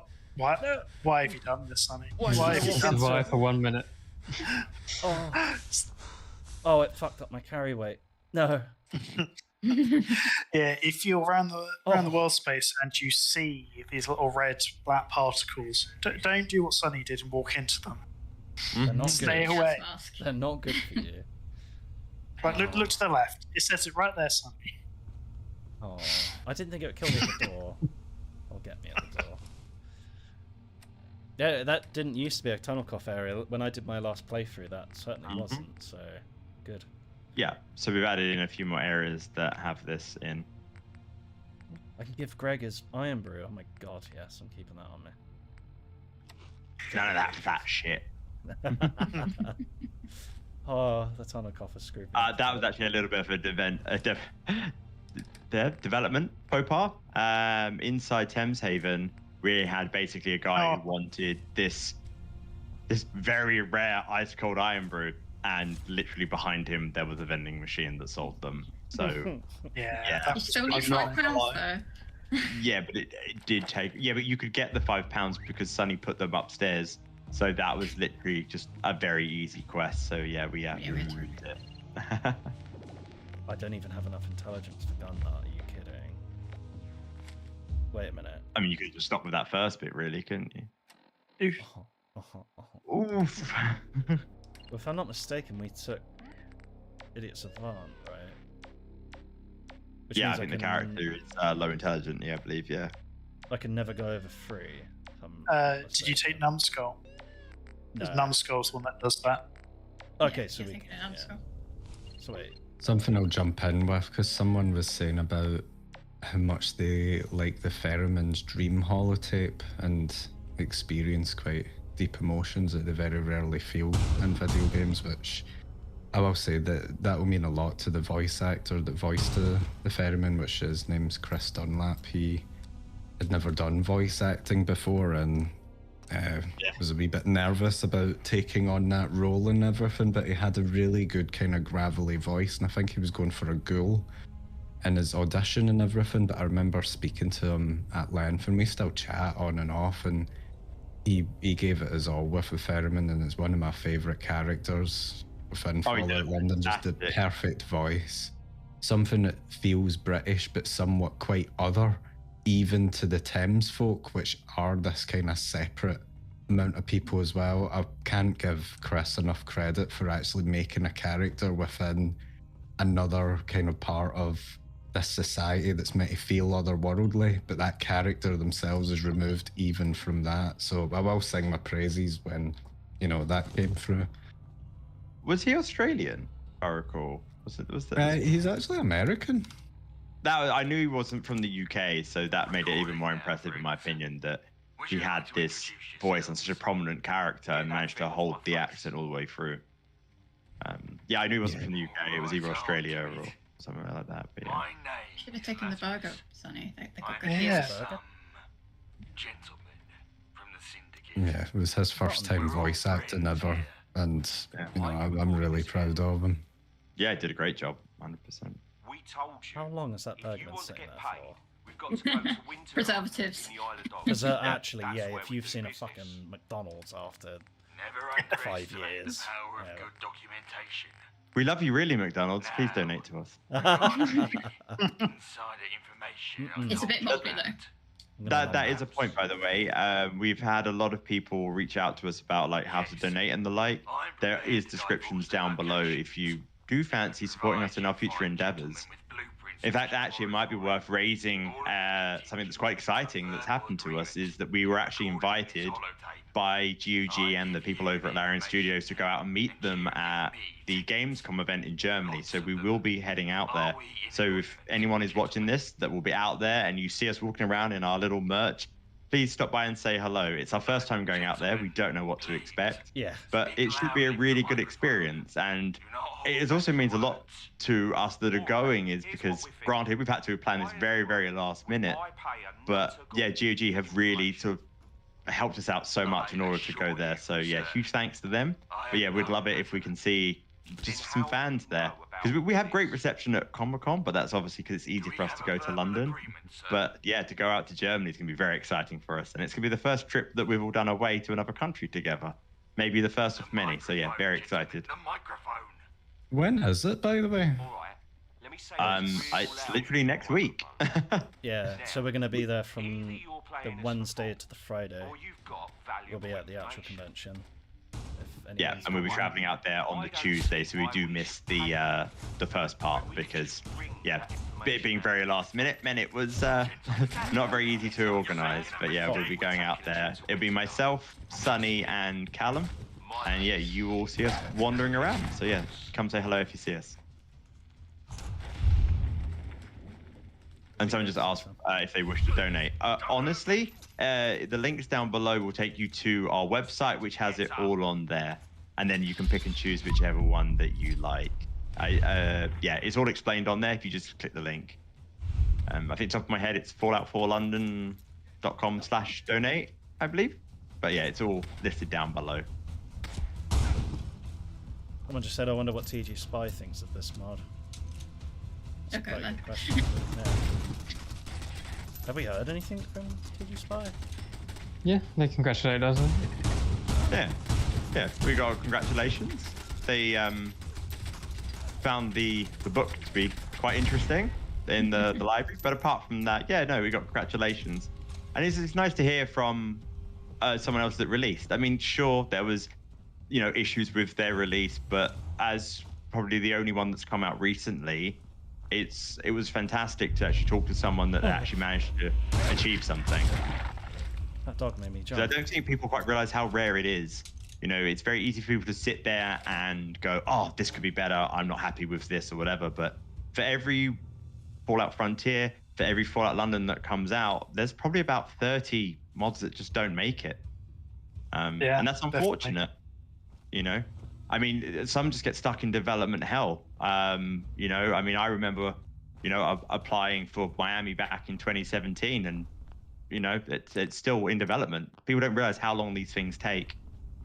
But yeah, I mean, I'm very excited for Vault 13. They just released their demo. Sonny, you helped them with that, didn't they? Yeah, well, we've been partnered with Vault 13 for a while now. We've helped each other back and forth. So 𝗙𝐏𝐏𝐻 helped us a lot with level design.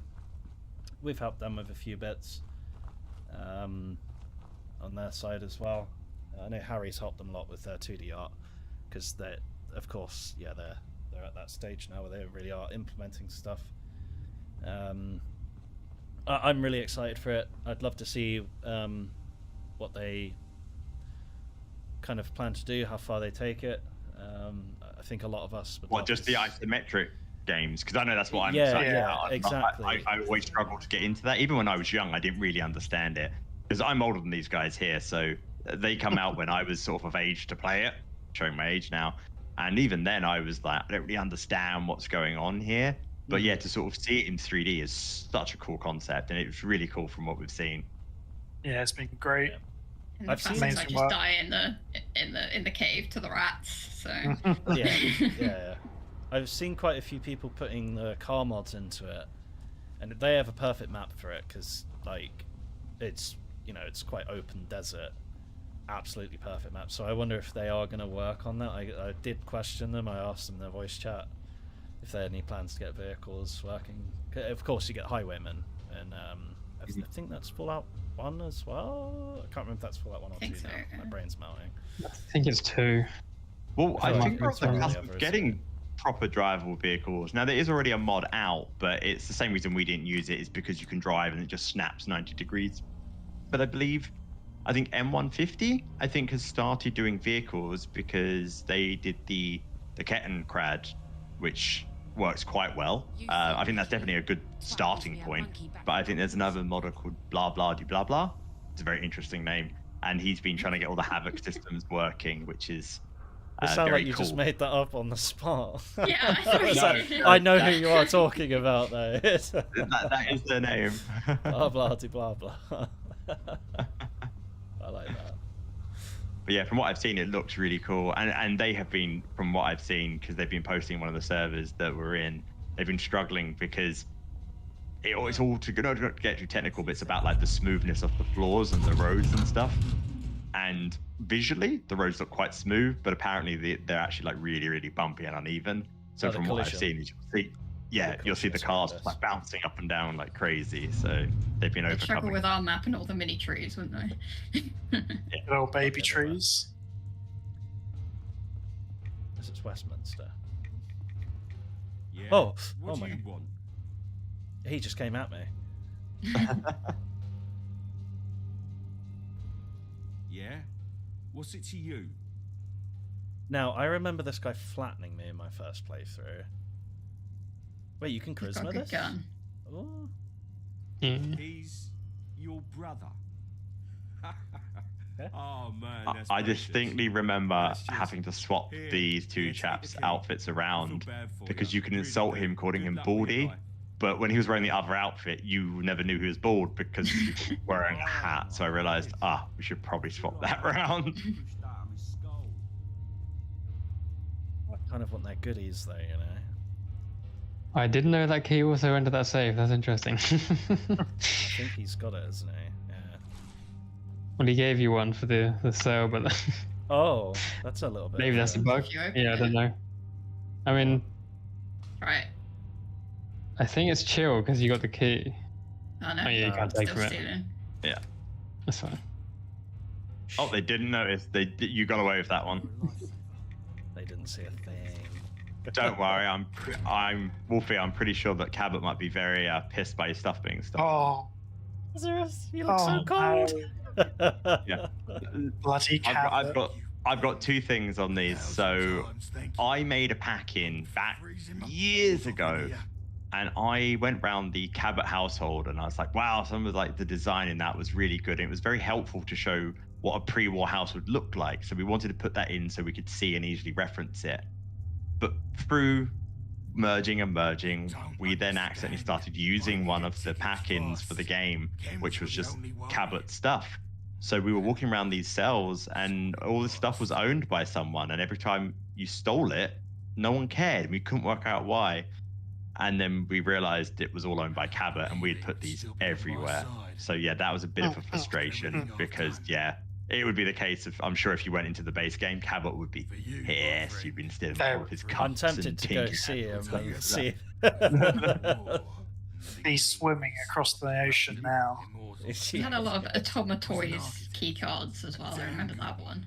Yeah, so the problem, the way Bethesda sets them up is that they would actually put an identical chest or table or whatever, like chest of drawers, and they would make it identical to the previous one, but rather than add in the key cards via script, they would just make the table have it in their inventory. So when we built and we didn't realize that, we would just put down this table. So you'd walk around and find these tables with the key cards in them, which was a bit frustrating because you'd be like, oh, now I can get in Wilson's Automatoys. It's like, oops. So yeah, Bethesda did certain things very weird. They did it with a reason. I'm sure they, well, I've definitely done it like that way in certain quests, but trying to understand how they did certain things, they have no consistency, which you would probably expect from a large company, which is unfortunate and difficult to work with. I guess it's different. Different people implementing have their different ways of doing it. I just noticed that. Well, actually. Oh, no, you're sorry, right. Sonny. No, continue. Continue what you're saying. I was going to say on Saffron's point about different people implementing, that's very obvious because it's one of the issues that DJ, one of our level designers, ran into. So he copied how they had made Concord, which was they had made all of these specific assets in the creation kit and put Concord in their name. And he copied that and put Camden in everything's name. The Camdening. The Camdening, which was, everyone then started using these assets everywhere because he'd put them in the name how Bethesda had done them, which then meant that this Camden asset was now used in Westminster and this Camden asset was used in Bromley. And it took so long to fix that. And we collectively called it the Camdening, which was a very, very long weekend of fixing that between me and Wolfie. Oh, that was fun. But yeah, that was again because of the inconsistencies, because they had done this one way rather than another. Don't worry. Oh, did you crash? No. Oh, no. Okay. Just whilst we're loading, what I wanted to do, let me get window capture up. Bonk. So let me just tuck this down here. Someone was asking about not seeing many differences in the whatchamacallit. Let me capture the correct window. Yeah, so in the update that is, and they didn't really notice much difference. So there is a changelog on our Discord. You can also get it on, let me pull up Galaxy. There we go, and then window. I was going to say, you're streaming YouTube, right? Yep, there we go. So if you're on GOG Galaxy and you head over to Fallout London, you can actually see the change logs in Galaxy. I'll move this over just a bit. I don't know if that's going to squish it. You can see the patch notes up at the top here, and that will show you everything that was changed in that update. So this is for Hank Marlborough, who was saying this. So the initial update, version 1.01 we did, this was for just major quest fixes, really, and minor item fixes and some balancing for enemies. The next update that we're still working on is going to extend all of that. As we were saying earlier, it's some huge list at the minute. I don't even know how long, but I'm also going to try to get a lot of mesh fixes in, which should hopefully help performance. And then I'm going to regenerate the previs, which is the optimization system of the game. And hopefully we should experience less crashes and issues as we kind of move forward with it. But that will probably be towards the end of August that we'll have that ready. Just so you're all aware of the kind of plan there. Hopefully the end of August. Obviously there is a delay because we got invited to Gamescom. Yeah. And that is including the head scripter, myself. I mean, I don't know what I do. And then Sonny, who's the build master. So you've got two of the important people that are very integral to the patch are not going to be around because we were invited to this event. So yeah, but don't worry, it's in capable hands of everyone else that's in the head of department team. They'll be working away in the meantime. Yeah, while you're gallivanting. I'll beat you. Or is it mush, mush, mush? Mush. Mush, Yeah. mush. Mush, mush, mush, mush. The classic.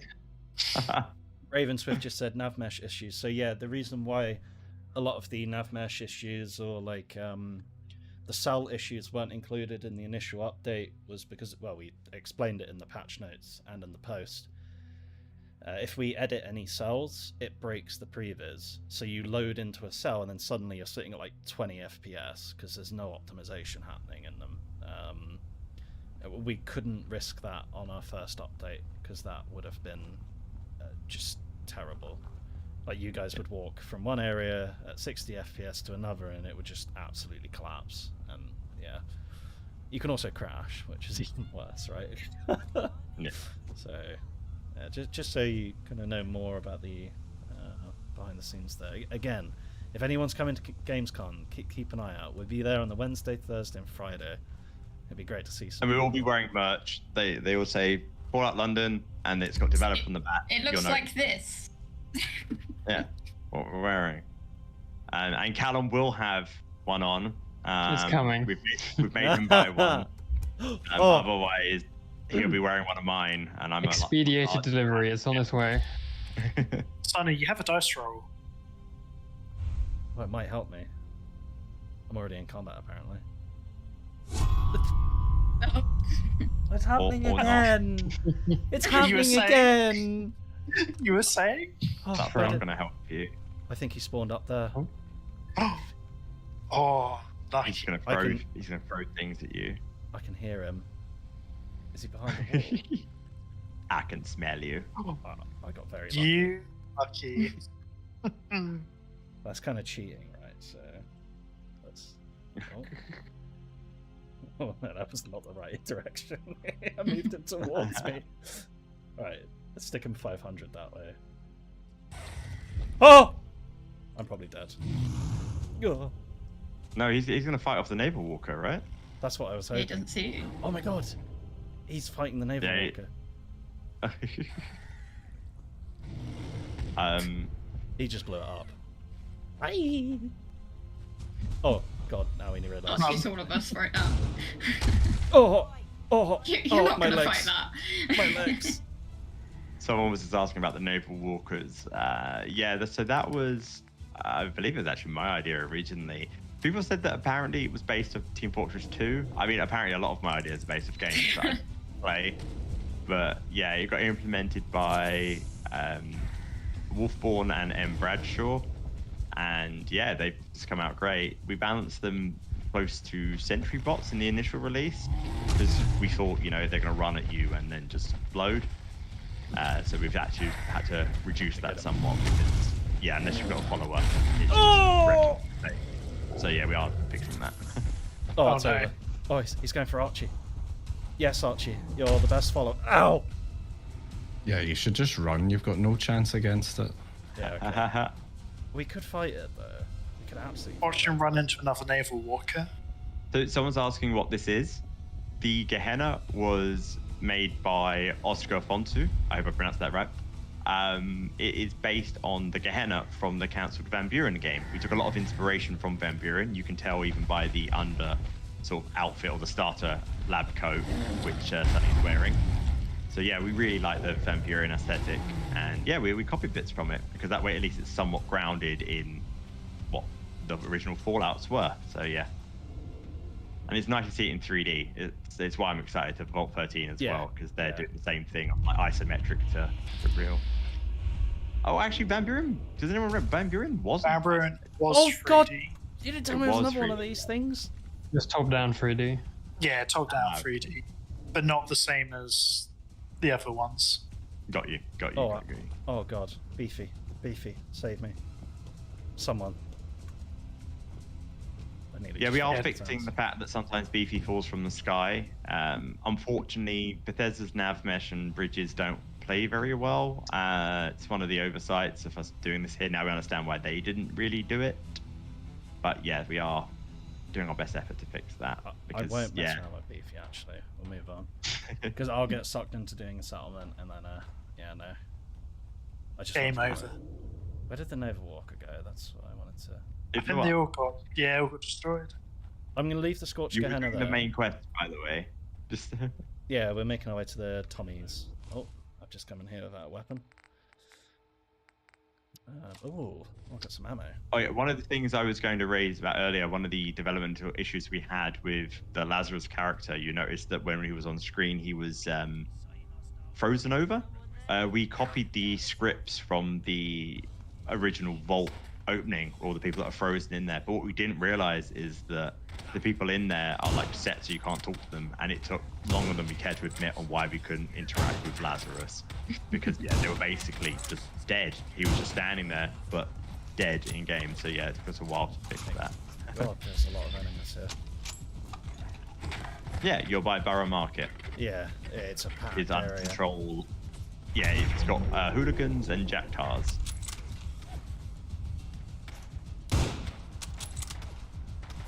Are they?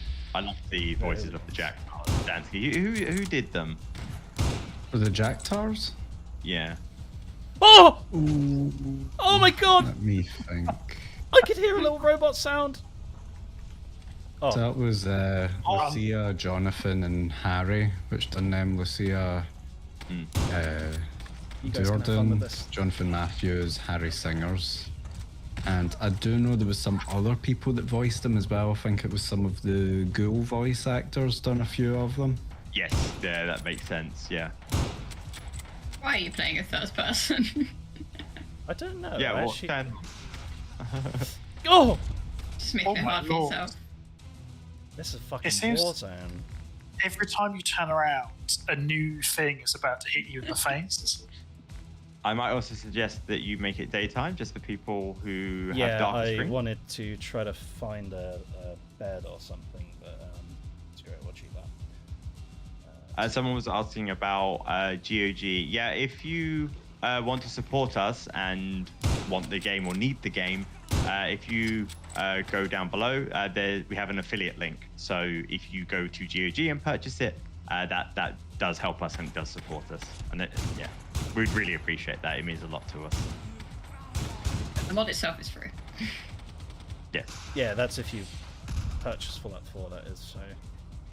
Or I anything was else. just going to say, and this isn't me trying to be biased, because obviously, as I just mentioned about an affiliate link, I do think if you're new to it, the GOG system is probably the easiest to download, because it is very click and play. You don't have to like downgrade anything. It's a lot less faff. So if you're new to it, I mean, it's great if you click the affiliate link, but if you don't, I still think that is still the easiest option if you go with the GOG, because yeah, you don't need to worry about downgrading and all of that sort of stuff. But please follow the guide if you do follow the guide, please. Yeah, absolutely. Rocket asked about settlements. We are aware the settlements all melted. It's a very complicated and difficult system. We fixed it up the best we could, but it's just been a cascading thing of just things breaking.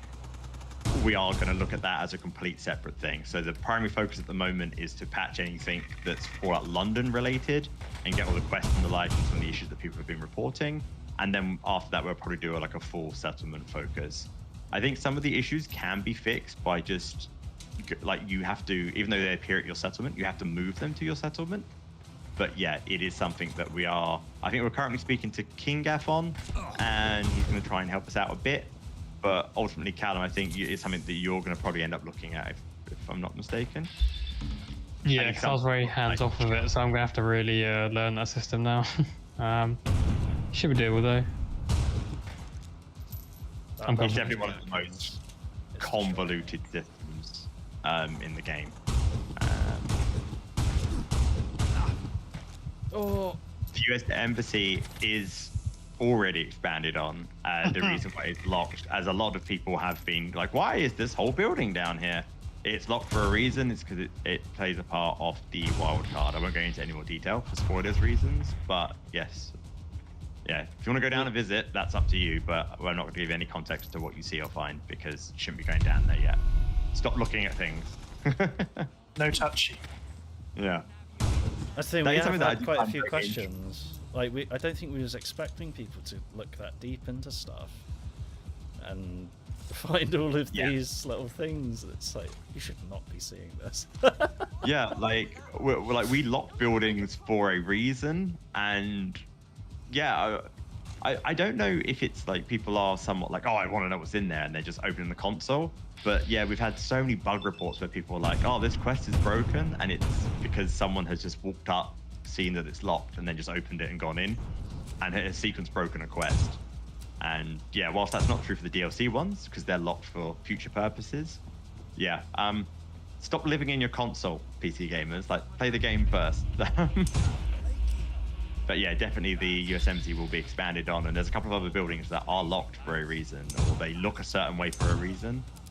We've got lots of feedback about Jack the Ripper Museum. Same thing. Just wait. Yeah, I'll just be back in a wee second. No worries. No worries. Outlier 909 asks, are the Atkins robots meant to bleed and gore if you cut arms? No, I have fixed that in the next update. That was an oversight. Wait, they like gored out on you? Yeah, you can cut their arms off and stuff. Some of them. You can cannibal them as well. I thought they had like robot bits. Yeah, they do. That was the oversight.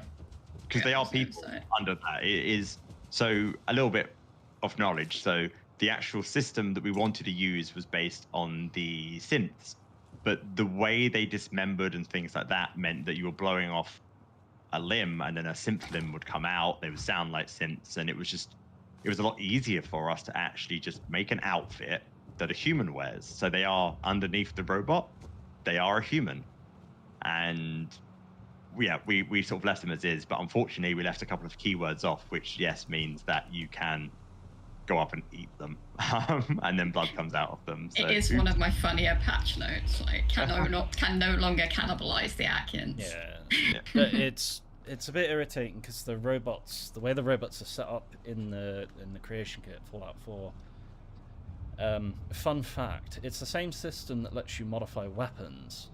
It's called the object template, and it essentially allows you to have like a base object for all weapons. Like this gun I've got in my hand, it's a receiver, which would just be like, you know, the hull of the receiver, and then you can put the handguards on it, or a stock, or a magazine, a barrel, and then it all expands out from that.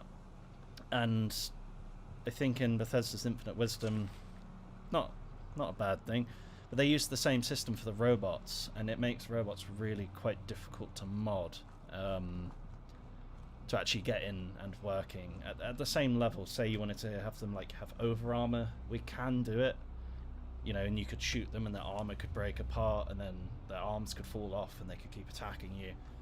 It's just it takes, like, imagine we can get the Atkins working one way that would take us 2 weeks to do, or we could do it the Bethesda way using the object template, and it would take months to get like a full set of, or a robot race, if you will, that's fully custom. That's a valid point, Sunny, because I feel like people don't quite realize that even with a modding team, there is a fine line between like the output of what you do and the time that's required to do something, because we would do lots of things differently, but then this mod wouldn't have come out until 2030. And I feel you have to prioritize. Exactly. I mean, we started definitely towards the end. I started using the term triage. It's like, what is the most important things that we need done, and what can we let die by the wayside? And yeah, unfortunately, they are humans wearing a robot outfit was one of them. It works fun enough. People like them. So it's the same in any game. Like, I guarantee any game will have cut content. It'll have what? Content. What did it sound like I said? We'll move on from that one.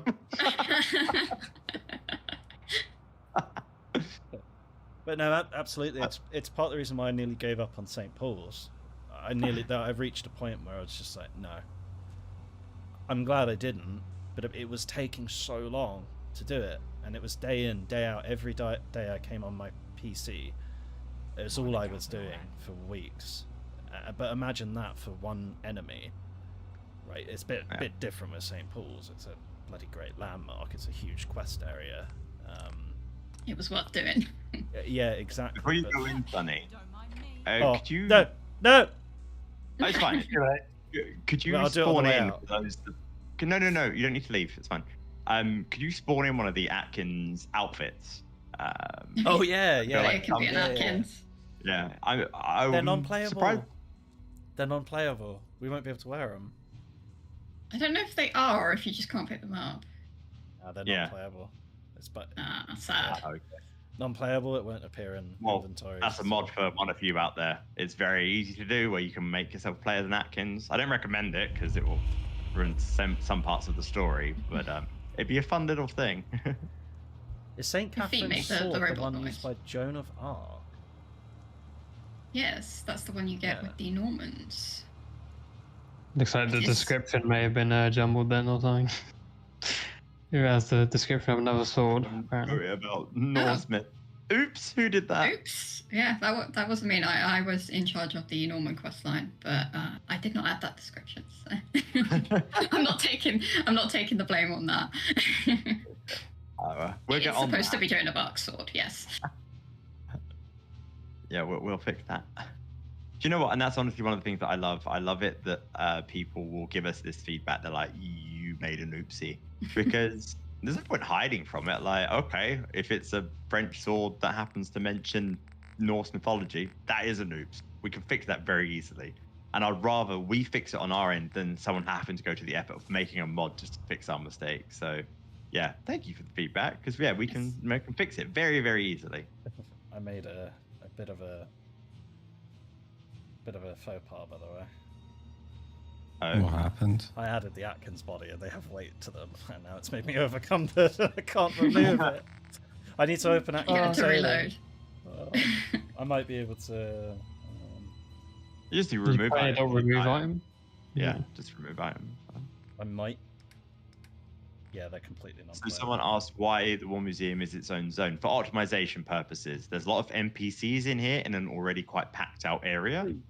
Also, it just allowed us to be able to put more detail in this area because it's actually, this world space is larger than the one on the outside as well. Especially now that the other gate is locked, because quite a lot of people were saying this area isn't finished. It's because they were going through a gate which wasn't locked. That gate is now locked, so you will always have to load into this world space. And a lot of the main quest line happens in here. And there's too many parameters for everything outside for like getting involved and stuff. And you might have noticed that even in the base game, there'll be times where just random raiders will appear and then suddenly your quest might break because raiders joined in. So yeah, we wanted to make sure that this wasn't happening in this area. Yeah, and in the world card update, some shit's gonna go down in this this area, so it's gonna in a separate place. Is that the technical term? It's gonna go down. Where was the I've never seen him doing that before. That's a good question from Blue Draconian. How are we managing the sheer flood of feedback? That is a very good question because we're doing our best. No. The best place for people to put it is on the Discord. We have various channels, so we've got report a quest if there's a quest issue, report a bug if there's a bug, and floaty patrol, which is something that me and Wolfie have been working through, which is if there's anything just floating off the ground or the like, we've been making sure to level it out and fix it. But the feedback has been great. Like, we have rules that people have to follow when they submit something, you know, screaming, my install doesn't work. Yeah, and my install doesn't work. We just delete it because you know there is a guide. We know that guide works. If you haven't followed it, that's on you at that point. Unfortunately, we do offer one-to-one support, and we will be doing that up until the patch. But all the time, we're spending our time helping a single person sort out their installation. We are not fixing the mod, so we are only going to be doing that up until the next patch, and then we will close the one-to-one support because we're not customer service. We are trying to help people. We understand there have been some issues and it is difficult. But at the end of the day, we want to really focus on all the bug fixes and trying to get everything up to scratch. The guide works. We know the install guide works. If you follow it to the T, it does work. But yeah, we're now finding that people are starting to add in more mods and they're going, oh, look, it's not working. It's because they've installed, I don't know, CBBE titty mods. And yeah, that's why 𝐬𝐩𝐸ℎ𝐻's, breasts are out of his face or something. It's like, okay, well, that's on you at that point. I'm afraid, not us. The main reason for it initially was to ensure, it really helped us collect any issues with the installer itself. So if we ever do have a major update for things like the installer, we may still need to do it. But yeah, when people are installing it their own way through Vortex or Mod Organizer, we just can't offer the same level of help, because at that point you've chosen to do it yourself, right? You've DIY'd it, and that's not us being mean. It's purely like, that's up to you. We've when I was doing the troubleshooting, I was more than happy to help someone with whatever issue it was they're having, just to get them up and running, and make sure it was all working. But yeah, it has teetered off recently because we just haven't had as much time to be in there. We do have a community support channel where community help each other out, and it's pretty active. So if you have an issue and you can't get hold of one of us, I'd say that's the next best place. Yeah, I mean, definitely use the search. Just use the search function on Discord. Definitely.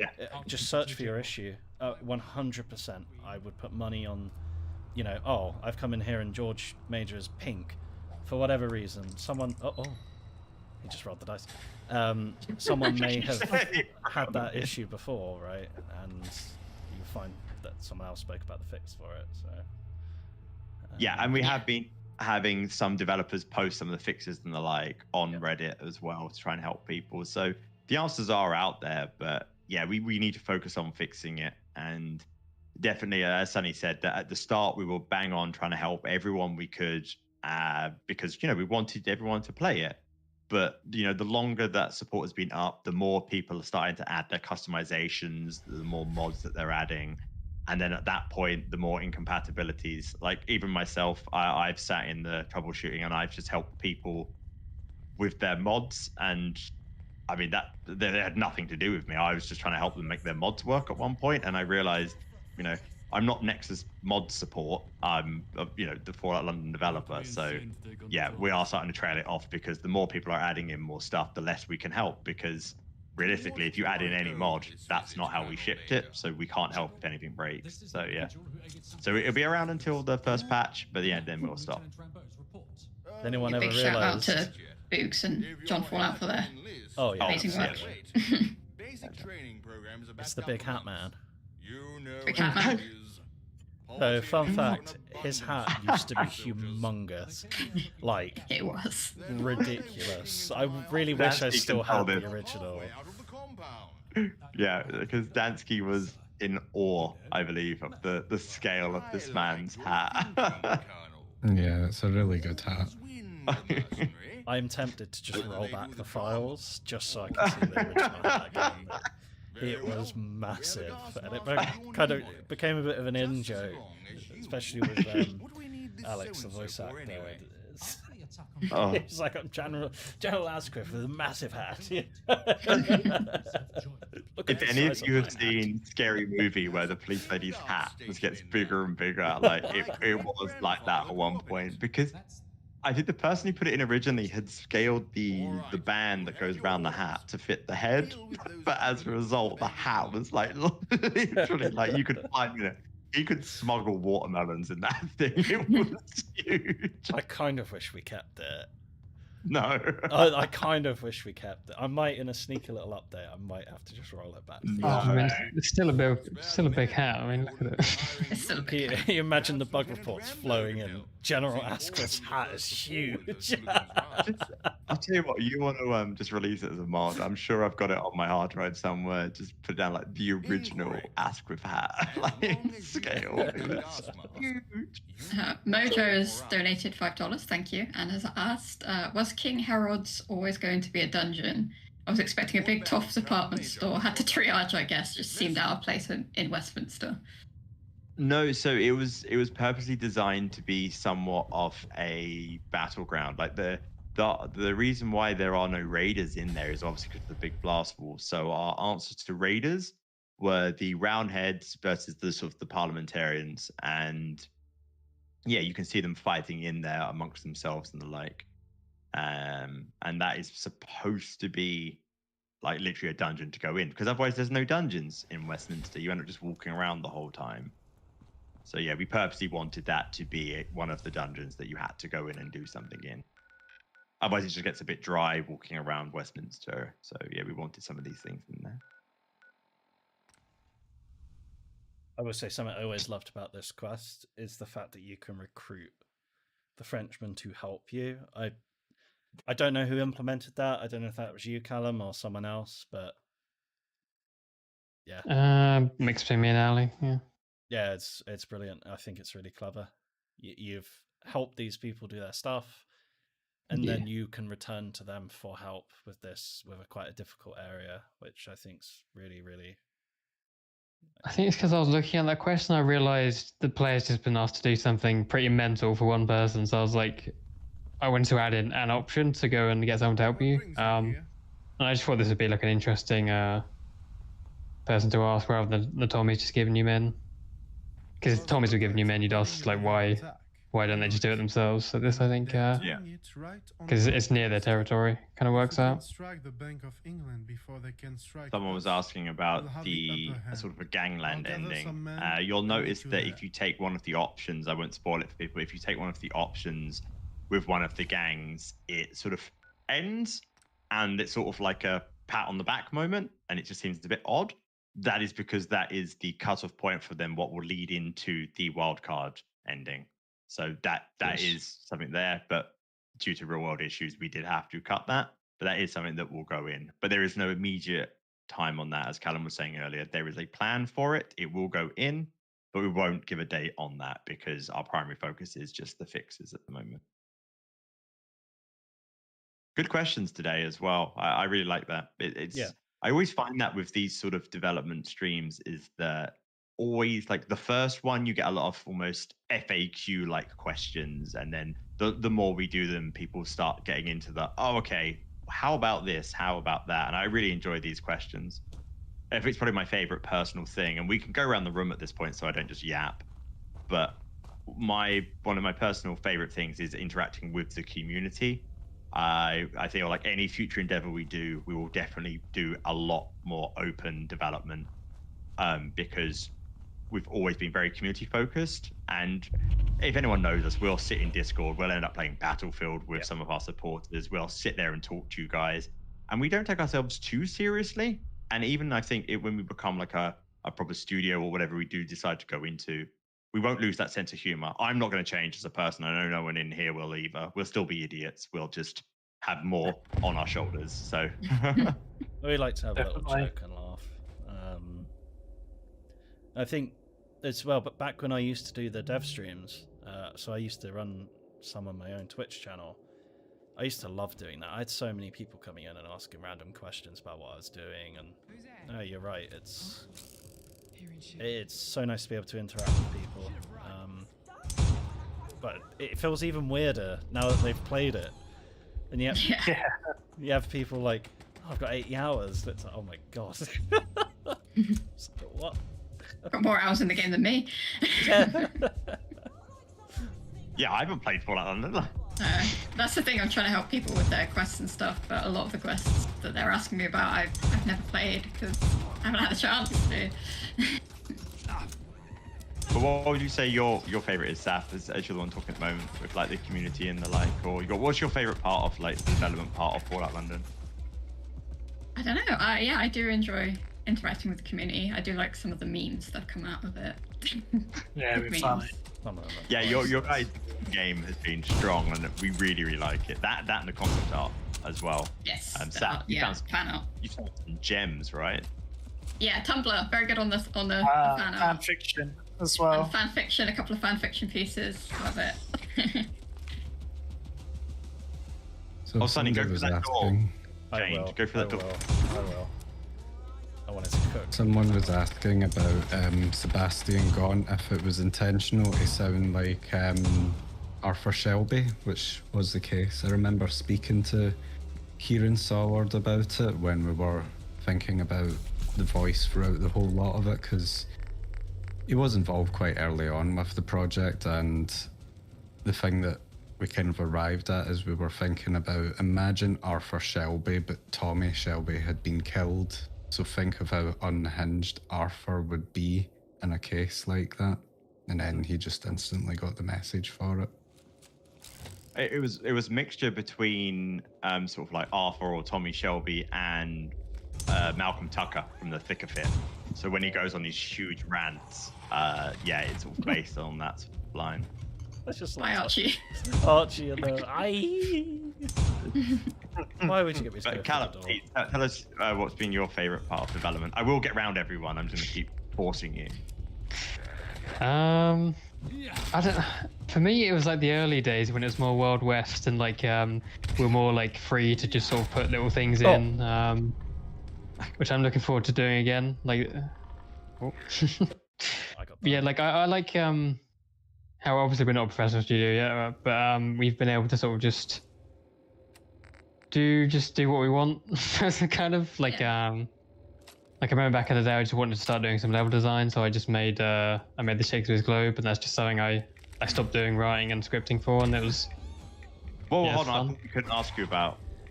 Oh yeah, don't ask me about Shakespeare's Globe. Yeah, can't talk about it. Right, that's I definitely agree though. It's like been nice for us to all be able to pitch in different areas, and if you're sick of doing one thing, you can have a go at something else. There's no job description for like what we do. It's everyone's doing everything. Definitely. That's why I think we got over the line. Yeah. Wolfie, your go? Ooh, I think the best part of the community is seeing people come up with strategy guides and this is where you find XYZ item. If you get this, you can do XYZ really easy, etc. So it's been great seeing the entire community just come together and just play what we've built. It's been amazing. Yeah, I mean, is it Reddit? People love the never-ending musket. Musket. Definitely. Apparently, that's like Best part you can get out of the legendaries, definitely. Amazing.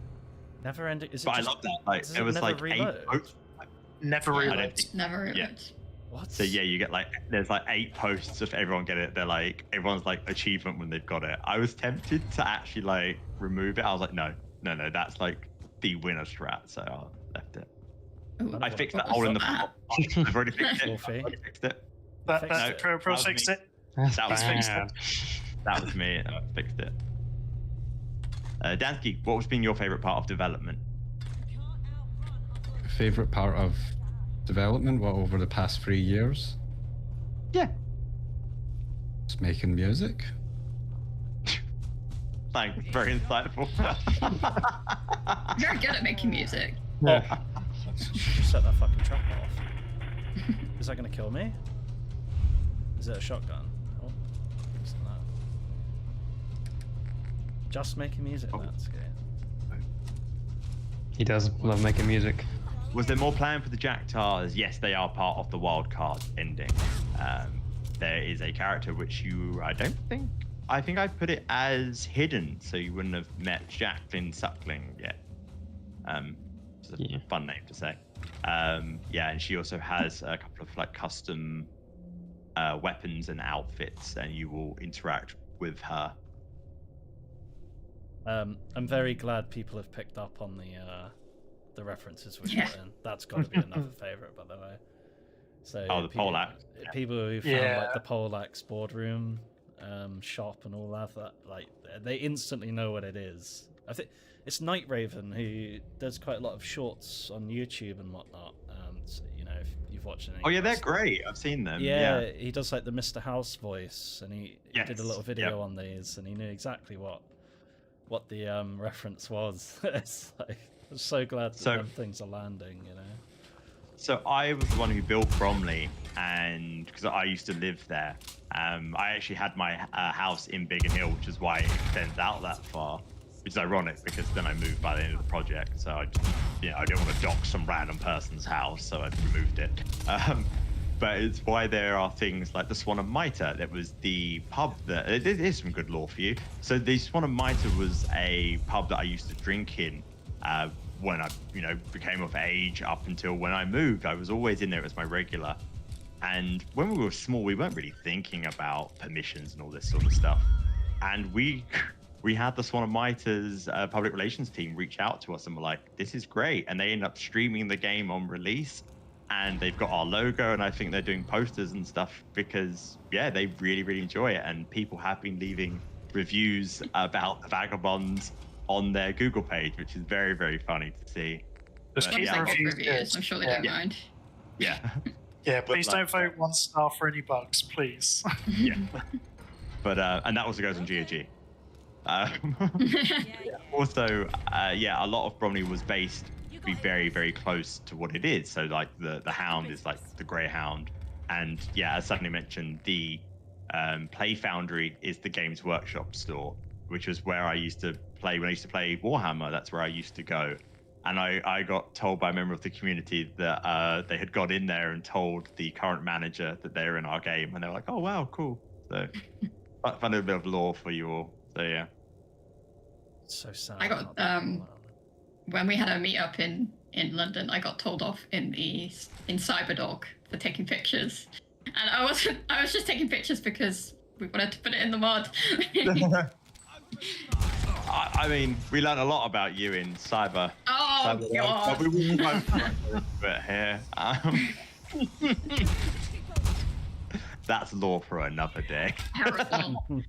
Forbidden lore. Forbidden lore.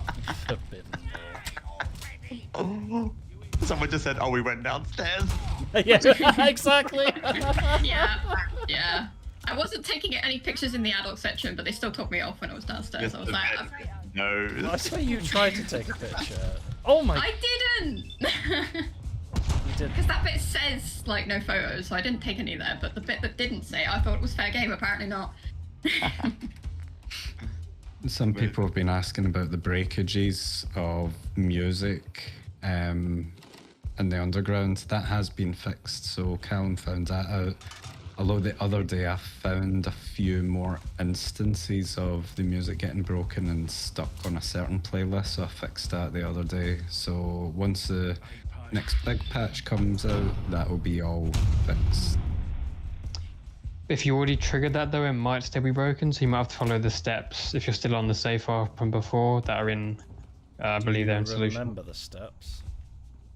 You have to run like a file. A back. back Yeah, I was asking yeah. if they could add that to the back as well.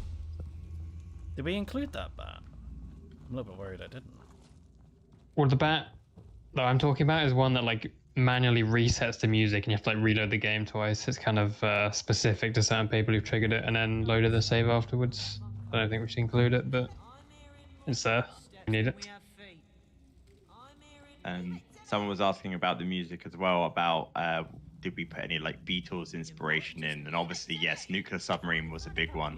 I don't think we did any other ones in particular, because the Beatles are very, I mean, obviously some of them are still alive and they are very strong on wanting to protect their stuff. So yeah, we skirted Nuclear Submarine. Dansky, I don't think we did any other ones, I believe. No, there's no other ones which are based on the Beatles. It was Seth Bentos, who's a really talented musician and has worked for quite a while as a guitar teacher and performer, and he's got a really good grasp on that kind of old 60s style for everything, well, 50s, 60s, 70s kind of thing. A really accomplished guitarist and multi-instrumentalist, so he composed quite a number of the radio tracks, as did Kyle Downs, who had done a lot more of the more later styled things, which you would probably say is like 70s and 80s kind of inspired stuff.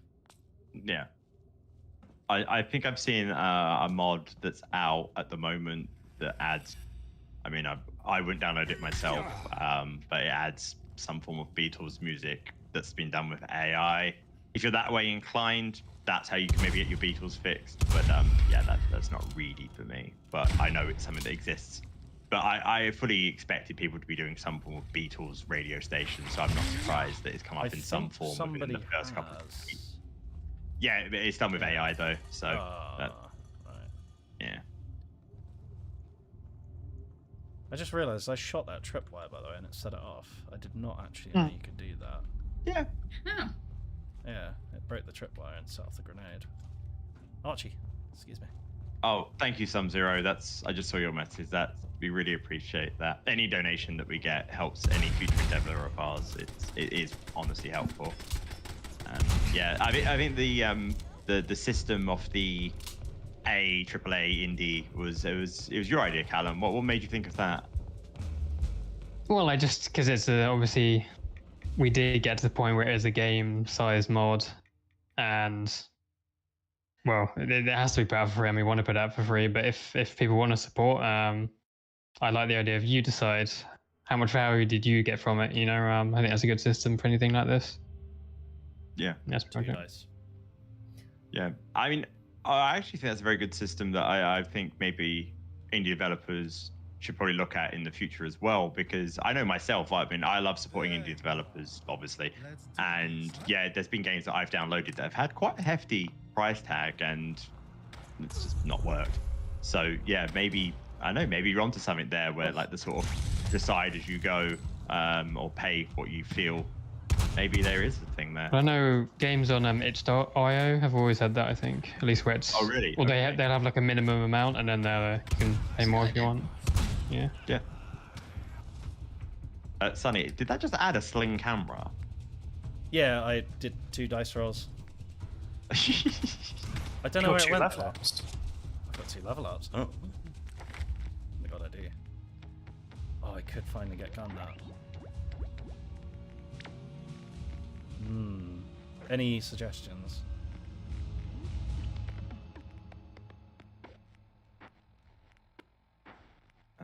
No. Fortune Finder's pretty sneak would be damn helpful for Bank of England. Randomly scroll. Go for Commando, because I'm about to answer something from Commando. Commando? So Commando was asking about rideable horses and motorcycles. So obviously we didn't put those in. It wasn't motorcycles, it was bicycles. But yeah, we didn't put those in because of just how the system worked. I mean, you were able to walk up buildings and it was all manner of jank, and we were like, no, it's too janky. We did try. Yeah. We tried. No, we With didn't. the horses, we tried. There was a rideable elephant at one point as well, wasn't there? Yeah.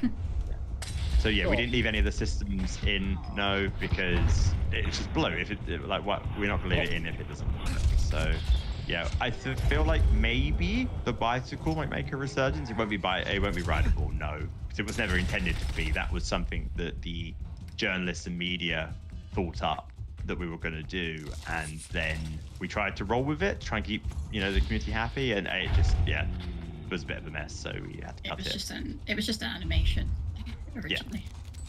Yeah. So yeah, I did they're not in. If people, I did Oh, you did? Okay. Yeah.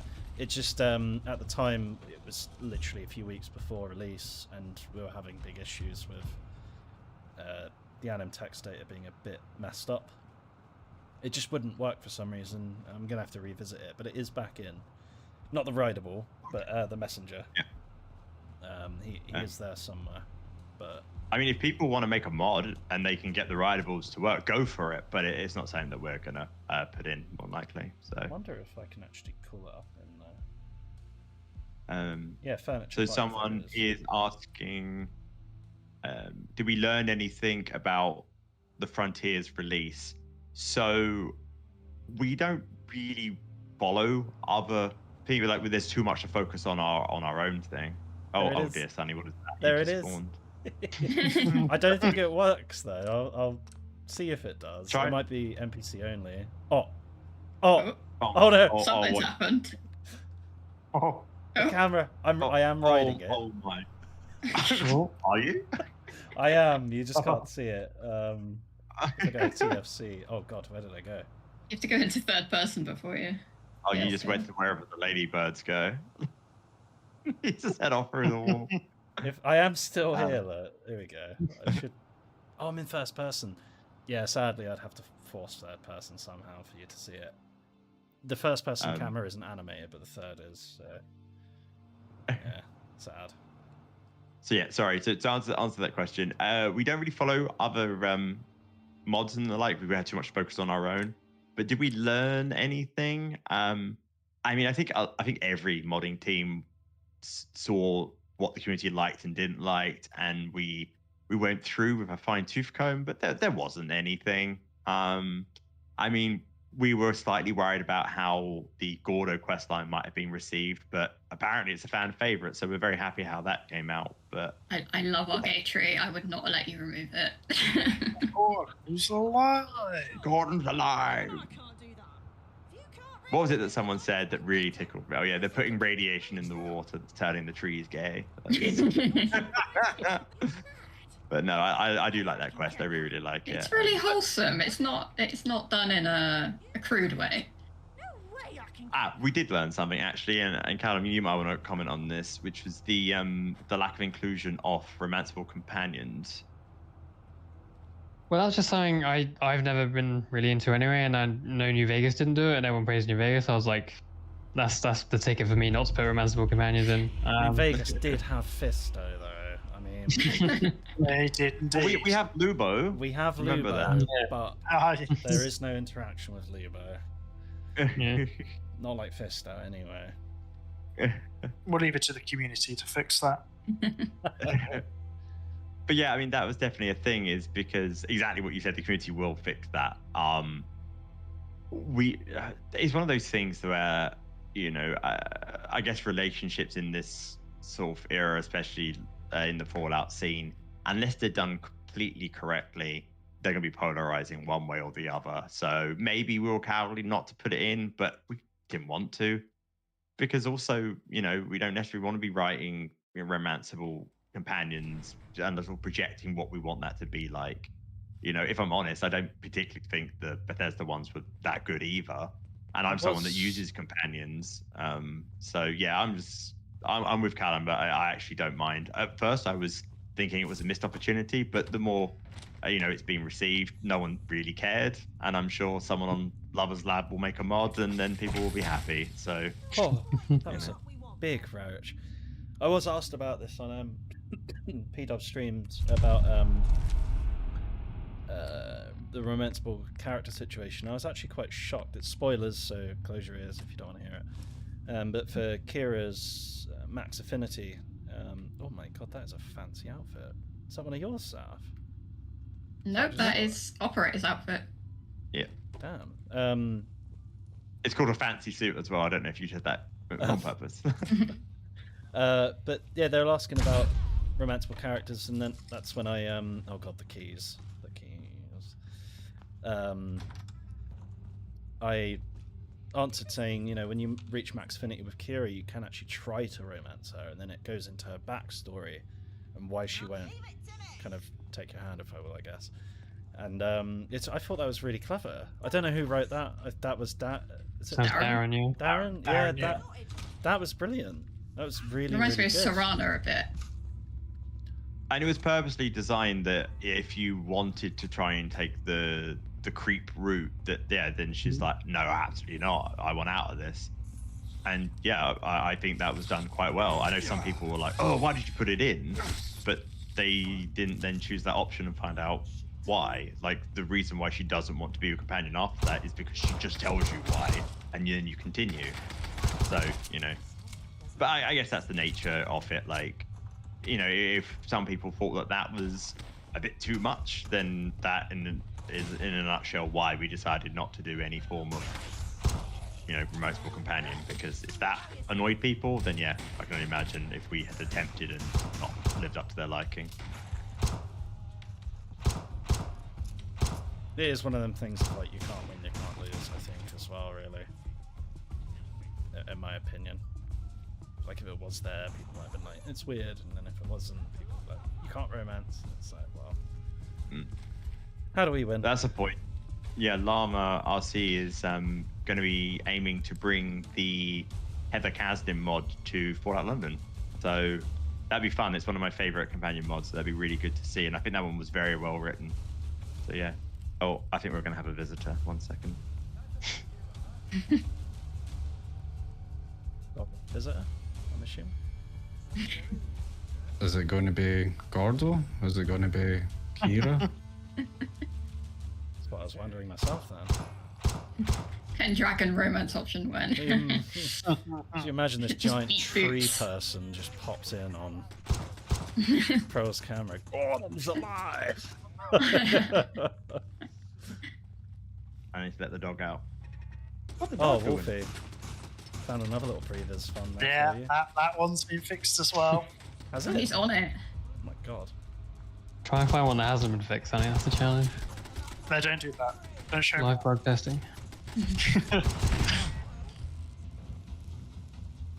Be surprising there's how another one. easy it is. Yeah, that's the one I fixed today. It's actually quite funny how easy it is to miss these. Like, you'll go through the cell like 50 times and go, all right, I've got more now. And then someone else goes through and goes, yeah, I found this. You're like, really? Really? Well, that's the thing with how the generation works. Like, sometimes it would generate slightly differently, and even if you have got them all, then it would generate slightly differently, and then, oh, now that one's an issue. So there's no level of consistency, really. The process also- of trying to find them is just basically spinning around, running through the cell, Yeah, walking. slowly looking at every direction that the player could possibly look from. So it's not very fun, and you can imagine why some things slip through. It is one of them And things. base like, game stuff as well. It's not Unreal Engine where you can visualize everything in the viewport of the engine. It's one of the, I would say, probably the biggest drawbacks of the creation kit. Definitely, yeah. There isn't much visualization. You can visualize the pre-combines. You can see them, and it will just show you what objects are kind of going to be combined together. But it won't show you this happening. You won't be able to see this in the engine at all. You just have to guess if that's going to be. You've got to generate it, and then you've got to boot it up, then you've got to go to the cell, and then you've got to test it all. And if you find it's wrong, you've got to do that process all over again. And with Unreal Engine, you could just hop in from the editor in game. Yeah, play an editor. That's literally the feature, isn't it? Yeah, I love that. So there's been a couple of questions. Sorry, continue, Pro. Yeah, one thing I was going to say is, oh god, you completely threw me off then. I can't. Sorry. You talk about visualizing. Yeah, so just so people are aware of why that update takes so long. Oh, there's a quest marker there now. Would you look at that? Coming in the next update. Yeah. The previs to generate it for the whole project, it's about a solid 2 to 3 day process. It takes about 16 hours to do one of the steps. So a single step can take a maximum of 16 hours to do. And that's where some of the donation money went to. We had to upgrade your PC with an incredible amount of RAM to even run the systems. Yeah, the initial commit was 210 gigabytes of RAM when I first did it, and my PC choked out and died. All of my like desktop went all garbled. All of the text in Windows went all funny because of course it went through page pool and just flooded my PC. Filled my hard drive and it died. See, that's the thing is that people think, oh, why do we need to donate? Oh, what is going on? Yeah, people are like, why do we need to donate? It's because like these things are not free. Like, you know, it costs us a lot of money to get his computer upgraded to even do one of the processes. You know, Bethesda have this laying around. We didn't, and without people's donations and support, we wouldn't have been able to do that. You know, you'd be running around with the world space loading in like a large settlement. It would have been awful. Yeah, if we couldn't have done that, my god, every cell would just run at about 15 FPS. It'd be terrible. Speaking of which, 𝗙𝗔𝗟𝗟𝗢, thank you very much for the donation. Thank you. We'll buy him more RAM sticks. Thank you. Download more RAM. Oh! That's the best one. If that happened in the courtyard, that would have been chaos. I should have done it in the courtyard. Oh my god, yes. So yeah, there's a couple more questions. One of them was, oh, I've lost it now. That was good to bring it up. Oh yeah, it was about some of the Easter eggs and the like. We don't really want to, you know, we've got a lot of Easter eggs in already. We don't want to keep spamming out with Monty Python and Red Dwarf ones because after a while, you just realize that some of them are just quite niche, and lots of people just won't get them. We already have a lot of those in. We don't need any more. So yeah, we want the game to be what it is, and not just keep adding in things for the sake of it.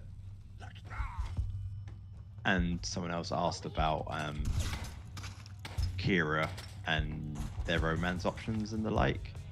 I find it very interesting that people always refer about Kira. Why is no one wanting to romance Mountbatten? But that is what it is.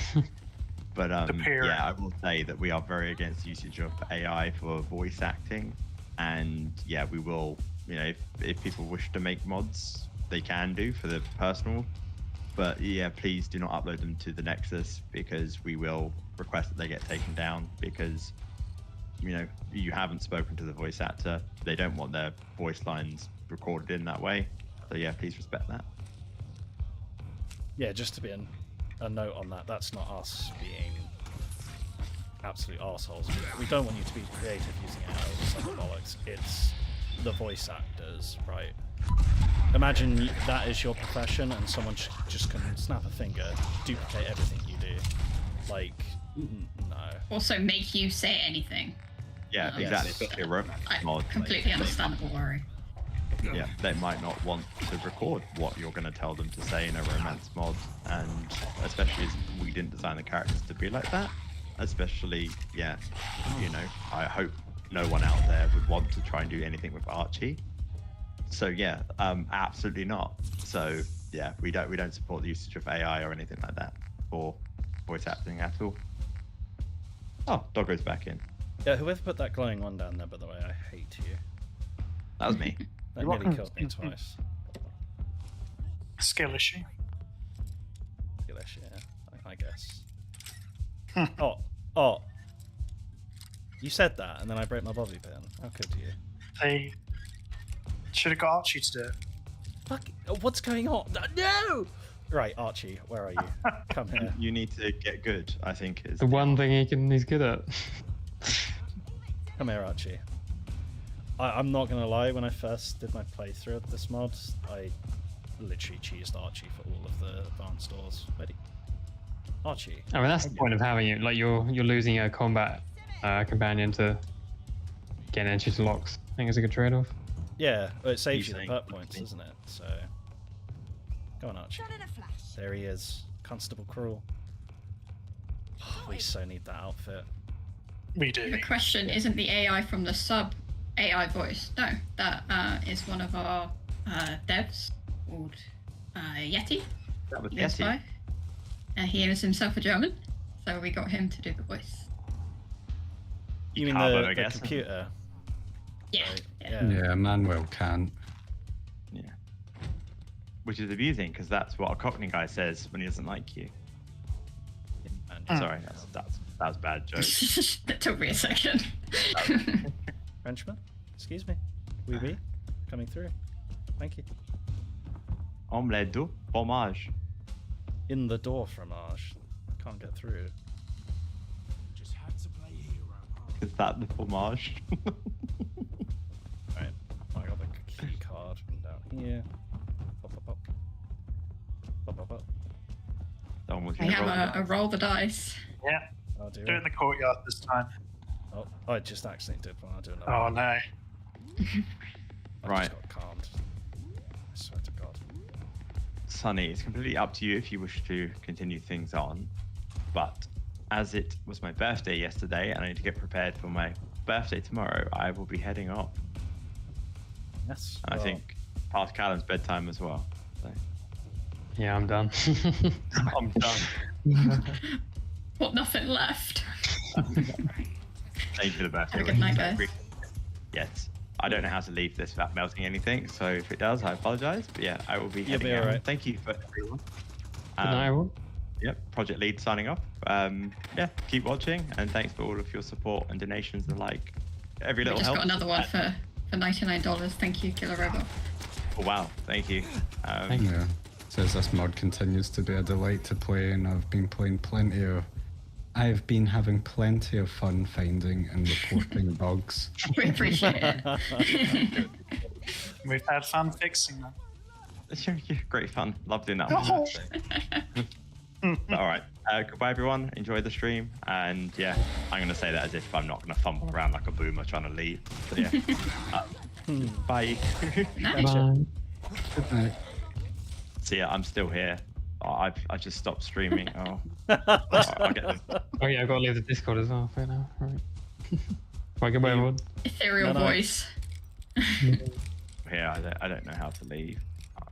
Oh no. Oh, bro. Okay. No, I just left the call and then I came back. Help me. Just close your browser and you will go away. It will I'm boot gonna you turn out. off the laptop. I'm gonna turn off the laptop. Bye. Bye-bye. So we will have a little ghost of Frilla and Callum there probably. That'd be a little empty slot, sadly. It is what it is. It's gonna be up to you to help me through this, by the way, Wolfie. I can never remember where I go in here. The mammoth cell. You've got this, I believe. Oh, freshly squeezed Fallout on Discord. Just donated $10. Yeah, it was you who I spoke to. I joined and I thought you was freshly squeezed. The person who I don't know, Dansky. I don't know if you can confirm this. Are they a band? Yeah. Is Freshly Squeezed is a band, yeah. I mean, a lot of the radio stuff was primarily organised by Prill and Kyle, because when I took over to be head of audio, a lot of that stuff was already in motion already, and they had some contacts to reach out with. So the only thing that I've really done was like mixed or mastered the stuff for implementation, so I don't know about all of them. Yeah, no, I wasn't sure. We saw you sitting in Discord. I was like, oh my god, it's freshly squeezed. I love your music. And then you're like, I don't make It's music. really good. Animal He says Soul. that was you. That was me, yes. Oh, ow, ow. Called Zero. He's also chiming in with QA as our day job and used to bugs, and they actually don't bug them that much. Just as well. Because there are a few, but we're trying to fix them. Don't you dare throw a Molotov at me. I'm so glad they got nerfed, by the way. How are you finding them now they've been nerfed? They're just so much more manageable. It's because they were doing, for people I who had to don't do know, it. when I had to do Molotovs hit you, they did 50 damage, and then they did an extra, what is it, 25 to 50 burn damage after. But it's tick damage following it. Yeah. It annihilates you. Yeah, I nerfed them into the ground. I was so sick of dying to them because, like, I don't know how well versed everyone is in this, but when the AI can't get to you, especially raiders or hooligans in our case, they will just hurl infinite Molotovs at you. They never run out of them. They will just stand there lobbing them at you, and it's so damn frustrating. I got told it was a skill issue. I thought it was just broken game or something. But... Oh, Saffron, there you are. Oh. Does that look like the rice that you ate that became your name? I was actually eating pilau rice at the time, but it didn't sound as good, so... What's this guy do? That's cheating. Gotcha. He's rolling the dice lit. I think Rude. every time you see one of them roll a dice, you have to. I will roll the dice as well, yes. Ooh, I got XP. Oh, Yeah, I stopped it from playing the dice roll when you're in combat because it's a bit of feedback from people. Yeah. It makes it a little bit.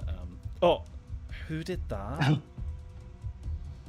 Was that- Evil. that I don't know who did that one because that one doesn't work. But I've done a few of these where you'll open it and there'll just be a frag line in there. Do they actually go off?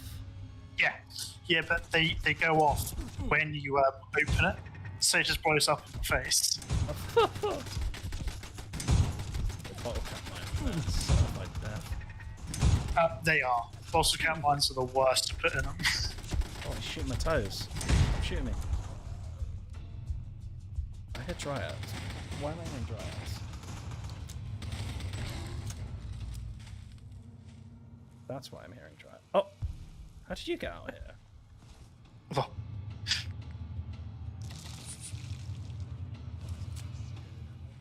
don't know how much you want to go into the pain of the cell, Wolfie, and the keys.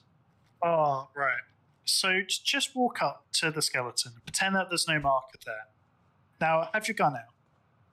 Oh, right. Now, where does your gun cover? I see the issue. So, this took several attempts to get right. Originally, this was closed, and the key was inside, but because it was closed, the player normally walked straight past it. So then I opened it. People still couldn't find it. So I put a skeleton in there to try and draw people in. Still didn't work. So then I put lights in there that started to work. But the problem that we were having was sometimes the key would fall underneath the box. So it would just vanish out of existence. So then we fixed that. Then we added mushrooms in there. But something we didn't expect was if you had a gun out and you walked up to it, the gun covered the key. So unless you actually looked around the entire box, you were just never going to see it. But now there's a marker on it. I don't like the fact there's a marker on it, because I do like the fact it was something you had to go and find, but I have listened to a vast number of people saying that they couldn't find it, and yeah, it should be easier to find now. I hope. If no one can find it after this, there is no hope for you. I always thought it made more sense if someone told you where they were, but then it just kind of breaks the whole quest, really, right? But, yeah. Oh, you know, with the whole map marker thing, but I just don't think you're ever going to win that. It's another one of them. You just can't win, you can't lose. One of the devs left a couple of skeletons on a roof surrounded by Johnnies. I have no idea who that was. If it was in the world space, it was probably Prill. Yeah. I imagine it was. Yes, we could put the keys on the other side of the skeleton, but it was getting to the point, no matter what we did, people couldn't find it, so there's markers there now. Oh, I do believe we will have a fix for the submachine gun, by the way, the Stan. Excellent. This guy, there was a complaint about some of the animations. If you have the foregrip on it, it breaks the animations. I believe that is going to be fixed very soon. How did that mine not go off next to you? Can Archie unlock those chests as well? I was about to try it. I think he can do expert, but not not master.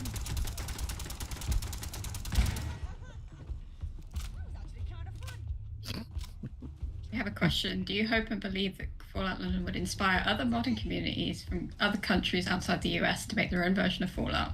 For example, French modders to make Fallout Paris or Russian modders to make Fallout Moscow. I would love that. I'd love to see that person. Yeah, that would be cool. I definitely hope it does. I think one that comes up a lot is either China or Japan. And of course with Tim Kane's, he did, I think it was an interview where he said originally, or one of his videos, he said they originally wanted to take it to Russia or China. They wanted to do they wanted to do America first, which obviously they did. They wanted to do a China, a Russia, and then there was going to be a European RTS game, which was set in the Resource Wars, but that sadly also got cancelled. Ain't nothing doing. That was a little dangerous, Archie. They aren't going Yeah. off there. They Oh, I've got used sneak. to. I've got sneak. I don't think sneak What stops level? it though. Yeah, you got to have sneak too. Well, you might want to look at these then, Wolfie. Oh, that's another one to fix. Yeah, look. Why are you they're doing? not going off. Why are you doing this to me, Sonny? Why? There was a lead pipe in there after all that. Oh, Archie, I'm sorry I wasted your time. Yeah. That's the thing though, this was always a mammoth cell. I don't think no matter what you did in here, it would have ever been like a definitive. Yeah. It went through several redesigns as well. Killer Robot has came in donating another $99.99. Wow, thank you.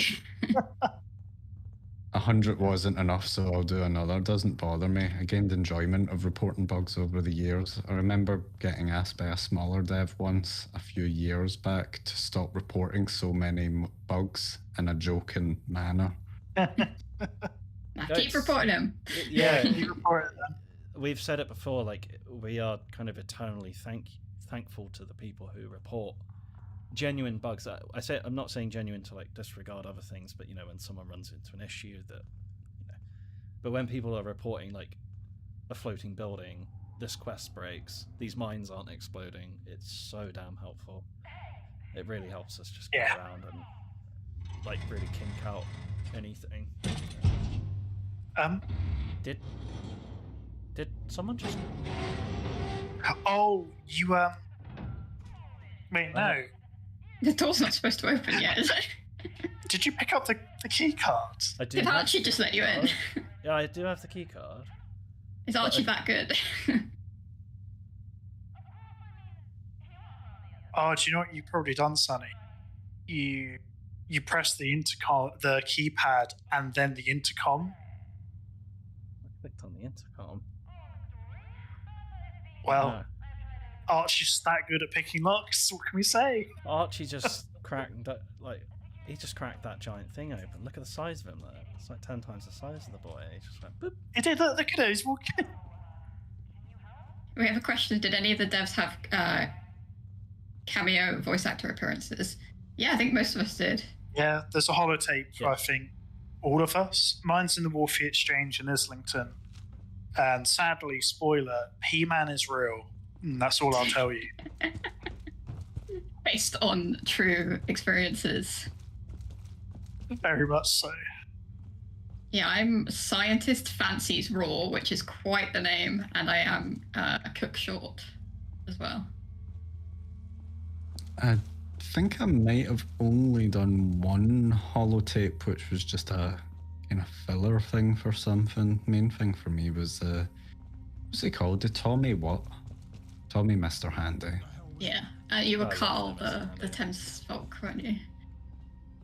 Yes, just as a quick fill-in to get that holotape sorted. Good. Oh, and you're on the radio for the Vagabonds. Oh yeah, because I've recorded that as well. Nick. See, this is where I always get Stark Warfare. This is my. No, just no. Go back. I can't watch you do another lap. No. Right. This way. Now, no, go back. Go back to the other stairs. Now turn around. Right to your right. Oh, yes. Yeah. Every time. So, I will admit, the layout of the Bank of England, if I went back and redesigned this, I probably would have removed the top floor. Or at least made it a bit better of a level loop. Because if you miss this on the first way round, you do exactly what you've done. You do another loop and you just miss it. But yeah, it was one of those, we built it to the layout of what the actual Bank of England is, kind of, give or take, of what we were allowed to see, obviously. Because looking up the floor plans for the Bank of England, funny enough, isn't that easy. That's also been fixed. Don't you look at that. No, don't you look at that. Again. Yeah, you picked up the key card. I think that's how you unlocked it. Yeah, no, I did. I went downstairs first. So you should pick up one of those gold bars and inspect it. Wait, there's something. Oh, damage. Hell yeah.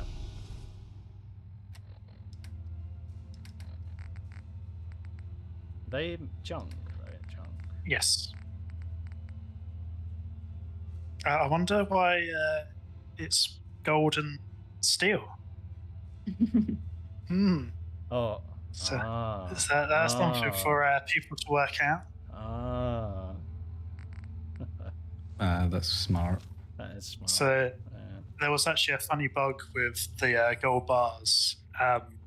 They had the wrong collision, so you could drop them and they dropped us a static object which you could jump on.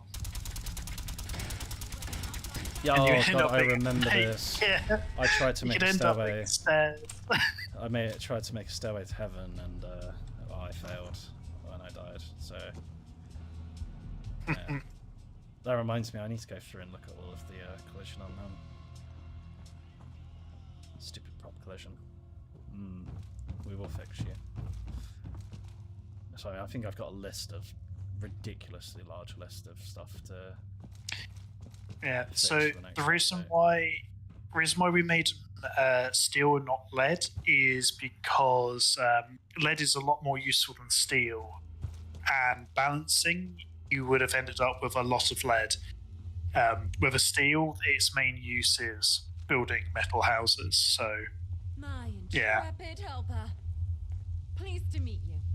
My There name's she is. Kira. And Team FOLON. You don't look like the usual hooligan, nor like much of a scavenger. Who are you really? I swear she's got some really funny dialogue. oh, she does. Yeah. Twaddle. Don't play games with me. There's something weird about you. I can just feel it. Something weird But about let you. me introduce you to my I wonder friends. what. Dickie, Bill, Considering you're wearing a Lily, Cthulhu head. Laura, Yeah. and Chucks. Aliens.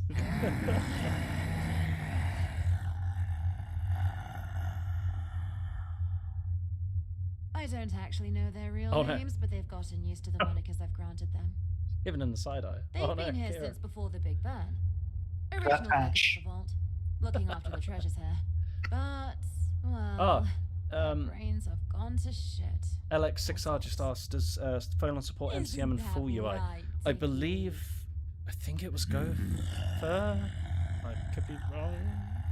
I think someone is working on compatibility patch. Yeah. MCM works out of the box. I Thankfully, use you it. got to before Yeah. I ended up like them. For full UI though, I get an itchy feeling someone has made a patch for FOLON. I'm not So sure if it's out. observant of That's the part I you. can't remember and say No, with indeed I am certainty. not. I would have to ask on the server and see if it is actually available. I 20 think days or John so, I actually think. had a version of it. I could be Time wrong though. gets tricky to measure when you live off a diet of glowing Next. mushrooms. I said go for it. I'm not Thankfully, actually there's sure a if it was chemistry go for it. station that's let He me was working recycle on water. It Alright, being was. totally It serious. was. Right. If you could check the Truth be Nexus, told, that would be brilliant. And I yeah. succeeded. I've been able to I survive get that itchy on my feeling they rations did and a few mushrooms. Release it. Fairly sure they have no side effects. There's a 4UI FOLON icons But getting replacer back and to there's the a outside world would FOLON be nice. sorter. I think it's 4UI. I'm a treasure hunter by profession, you see. I came I'm not to 100% sure. this legendary store The of best thing we gold. can say is if you use a mod And manager, look just around you. install it, Seems like the see if it ultimate reward, works. right? But it's a trick. Because if it doesn't, you can just a ruse, remove it again, a right? deceit.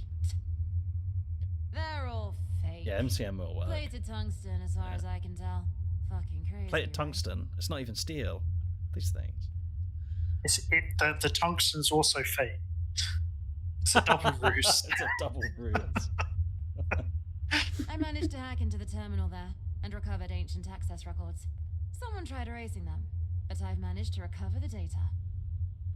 The gold was switched out, replaced in a secretive overnight operation. I think we're going to have to say goodbye to Archie. Exactly 3 days before the Thing we opening do. of the war. Just for this brilliant line that will come up. Means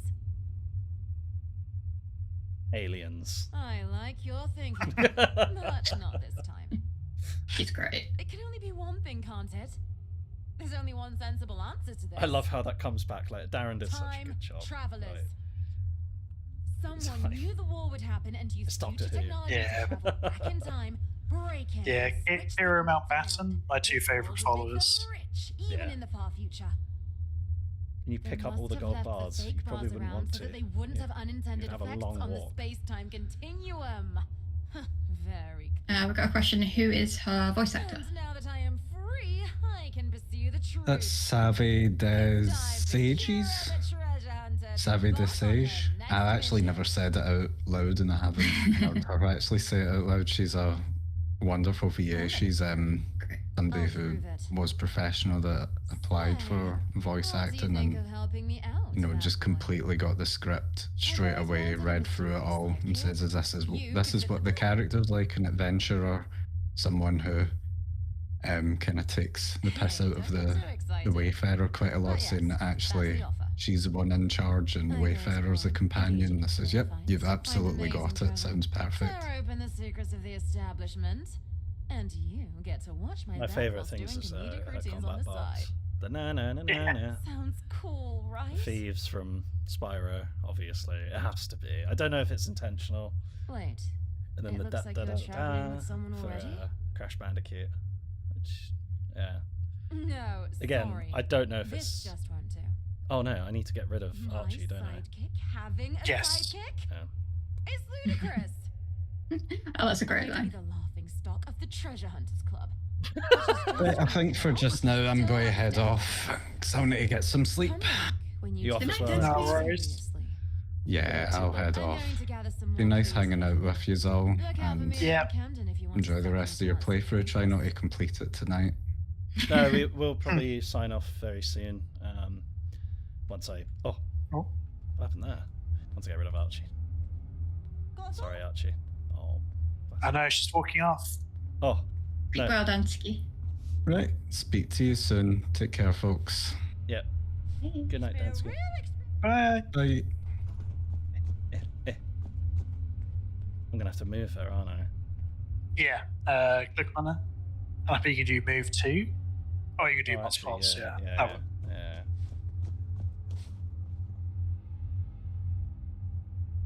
Yeah.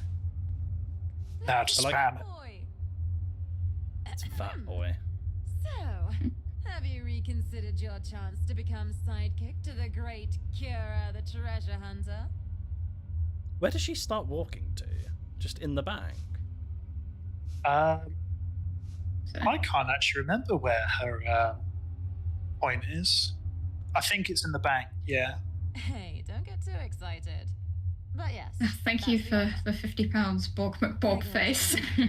Love that A name. little something to add to the gold in the vault. Open the secrets of the establishment, and Bless you you. get to watch my back whilst doing comedic routines on the side. Give Bob a gold bar. Sounds cool, right? Alright, Kira. Welcome aboard, comrade. Here, you can learn my victory pose. Da da da da. It's an excuse to use in a hair animation. So, if she hadn't have walked off, Yeah. all of the ghouls go da da da da. Now, away we go. Adventure awaits. I don't know if there's a way for us to fix that. Get them to all follow her, maybe, or something. Oh god, It could you seems to imagine break all the those scene. temporary companions? Want gold? Well, in the future update, players might be able to find all that gold, Maybe. the real gold, which, It's gonna- as a Easter egg, not Easter egg, and kind of a spoiler, all of the real gold is in the game in a cell that you can go to. You just can't access the door to get to it. But it's in the game files, and you can get there if you see yourself through the door. I'm just not going to tell you where it is. You're have to find trying it. to find it now. You will One not be able to person walk has around. found it. One person? What? Yeah, so someone that was going around a certain cell questioned me, like, what's all this doing here? And I was like, wow, you're the first person to find the super secret gold stash. I still can't believe people found my bloody dev cell. Like, someone just Yeah. TCL through the thing in the special caves, and boom. That's like a big brain move right there, I'll tell you that. Oh, back to the... Oh, I forget. Bloody Bank of England. This is why I added this here. Boop. Go straight there. Yeah, I want to add a few more of those. I want to make it that every faction HQ, so if you've done Camelot and the Fifth Column, I want to make it so you can fast travel from their HQs, because Bethesda engine, you gotta love them load screens. Someone just asked what's my favourite, or what's our favourite outfit in the game. Ooh. Yeah. For me, it's that's scavengers. The the gatherers. The gatherers, absolutely. I love their outfit. My favourite is the beefier cannibals, the one that's like dripping with blood. Flesh. It was so fun to texture. That's the skin cape one, isn't it? Yeah, the skin cape goes with it. Yeah. So that's hard. Because it's either the angel outfit with shadow leather armor, or the armored test suit. It's a hard choice between them. I do like what Sam did with the armored test suit, the punk. Is it Punk Nation Nation or one. something on it?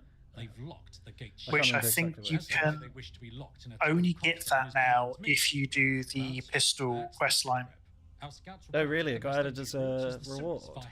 I think that's how you get that one now. Keep it maintained. It gives you the recipe, I'm assuming. When you least want it. Yes. Right, we have the gas mask. Nice. The mysterious debug messages are no longer there. Woohoo! First person. Third person. Third person. You've equipped a gas mask. I thought that autosave was the first person. That was something Red's implemented with the little gas mask folding up and down. Or the eye protector things on it. That's very cool. Yeah. Luckily, tunnel cough can't infect you through your eyeballs. Mm-hmm. So, fun fact, the whole reason we had to have that debug message come up, the reason why I had to do a bit of scripting magic on this in the first place is because if you equip this gas mask with the EM2 and like a few of the other weapons, when you went into first person, you got a bit jump scared by these two really spooky eyes looking at you, which was the inside of the gas mask. You could see it in the first person model and it was a little bit broken. So we had to do some scripting magic to essentially unequip it when you're in first person and re-equip it when you're in third person. That's what the little messages were all about. And that's fixed now. It's all fixed. So yeah, and it works, which is good. Good times. What I would say, we've probably reached a good point to actually sign off here, because now we just go off to Islington, and that's like the next major step in the main quest line, Heaven Slayer. So I would say we're probably at a good point to wrap up, guys. I feel like we probably should, as everyone else has gone to sleepies. I'll move us over to the chatter screen just for a second whilst we sign off.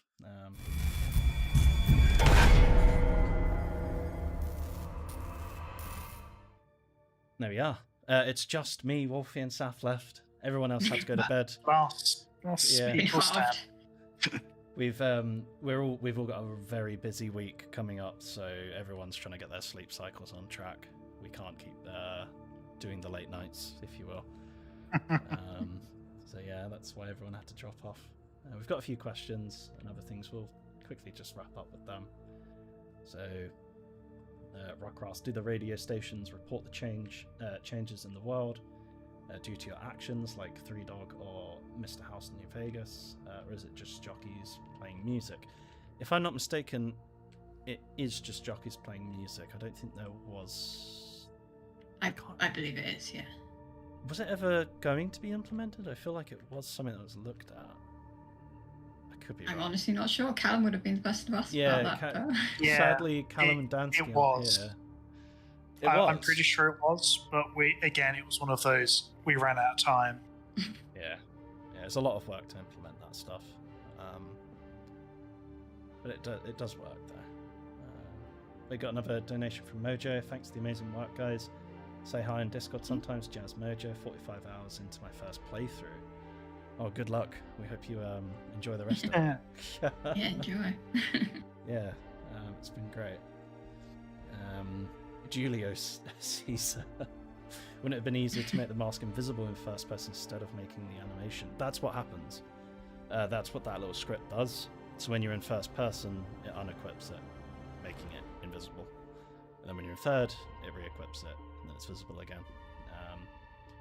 But we really liked the little animation. We wanted to keep it, so it was a bit of a workaround for that bug that came up with it. Out of curiosity, what does it mean for a mod team on their own schedule to run out of time? So for us, we had internal deadlines where we said to each other, can we agree to get our workload finished by this point? That was originally 2023 for us. Real life circumstances changed that, as many of you already know. I don't know if these two want to add to that at all. I just would say you need those deadlines because it's like any art, it never is finished, and you need there to be a point where you're going to say, we're stopping. Yeah, that's all I'd add to that. Yeah, that's exactly what I'd add as well. It's you a need really to good stop point. at some point. Yeah, exactly. Otherwise, we would just endlessly be developing. And we could sit there perfecting every little thing and adding 5 endings to the game, and then it would have never released, right? It would still be here working away until 2030, and it just, yeah. So you have to have deadlines. It's to be honest with you, if you want a more kind of like business approach from it, it's project scope. So what is the scope and the aims of the final kind of product that you're putting out, right? And you know, it's the whole point of it. You have a scope and you try to keep within that. Otherwise, as Saf said, you're doing it forever. One last question: are there any large-scale mods you're interested in trying? Yes, Vault 13 is the big one. Yeah, we're partnered with them. We've helped them. They've helped us. They're a brilliant team, absolutely lovely people. I would go check them out. They've just released a demo. I don't know if you guys have any others you're looking forward to. Got 𝗙𝐿𝐴. Vault 13. Others. Vault 13. So I'm not I'm not an Elder Scrolls player myself, so it's just Vault 13 for me. Yeah. All right then. Well, we will wrap up here. Thank you to everyone who's donated. Thank you to everyone who's sat with us and listened to us waffle away for nearly 4 hours now. 3 hours even. It's been great to see you all here. We'll probably look at doing another stream the week following next week. I imagine we'd like to do this again. Next week, like half of us are away, so we won't be able to do it. But we'll post on our Discord, hopefully a bit earlier next time, so you actually get a proper heads up. Yeah. And it's been great to kind of see everyone here and hear from you. I don't know if you two wanted to say anything. You all good? Not enough to add to that. That's all good, yeah. Thanks to everyone that donated. Yeah, brilliant. DJ just said, good night, team. Bless you. Hope you're doing well, DJ. Yeah, that's it. Good night. And remember, mind the gap. Someone remembered it for us. Yeah. There you go. All right, then. Yeah, I will see if there's anyone I can raid into on the Twitch side of stuff. Pretty much basic raid etiquette, isn't it? Let's see if anyone's doing for London. We've got the Holderek. I hope that's how I say that. Stormfall. Radio Dead Air. I don't know. Let's go. Yes, I'll end the stream on one side. So thank you all again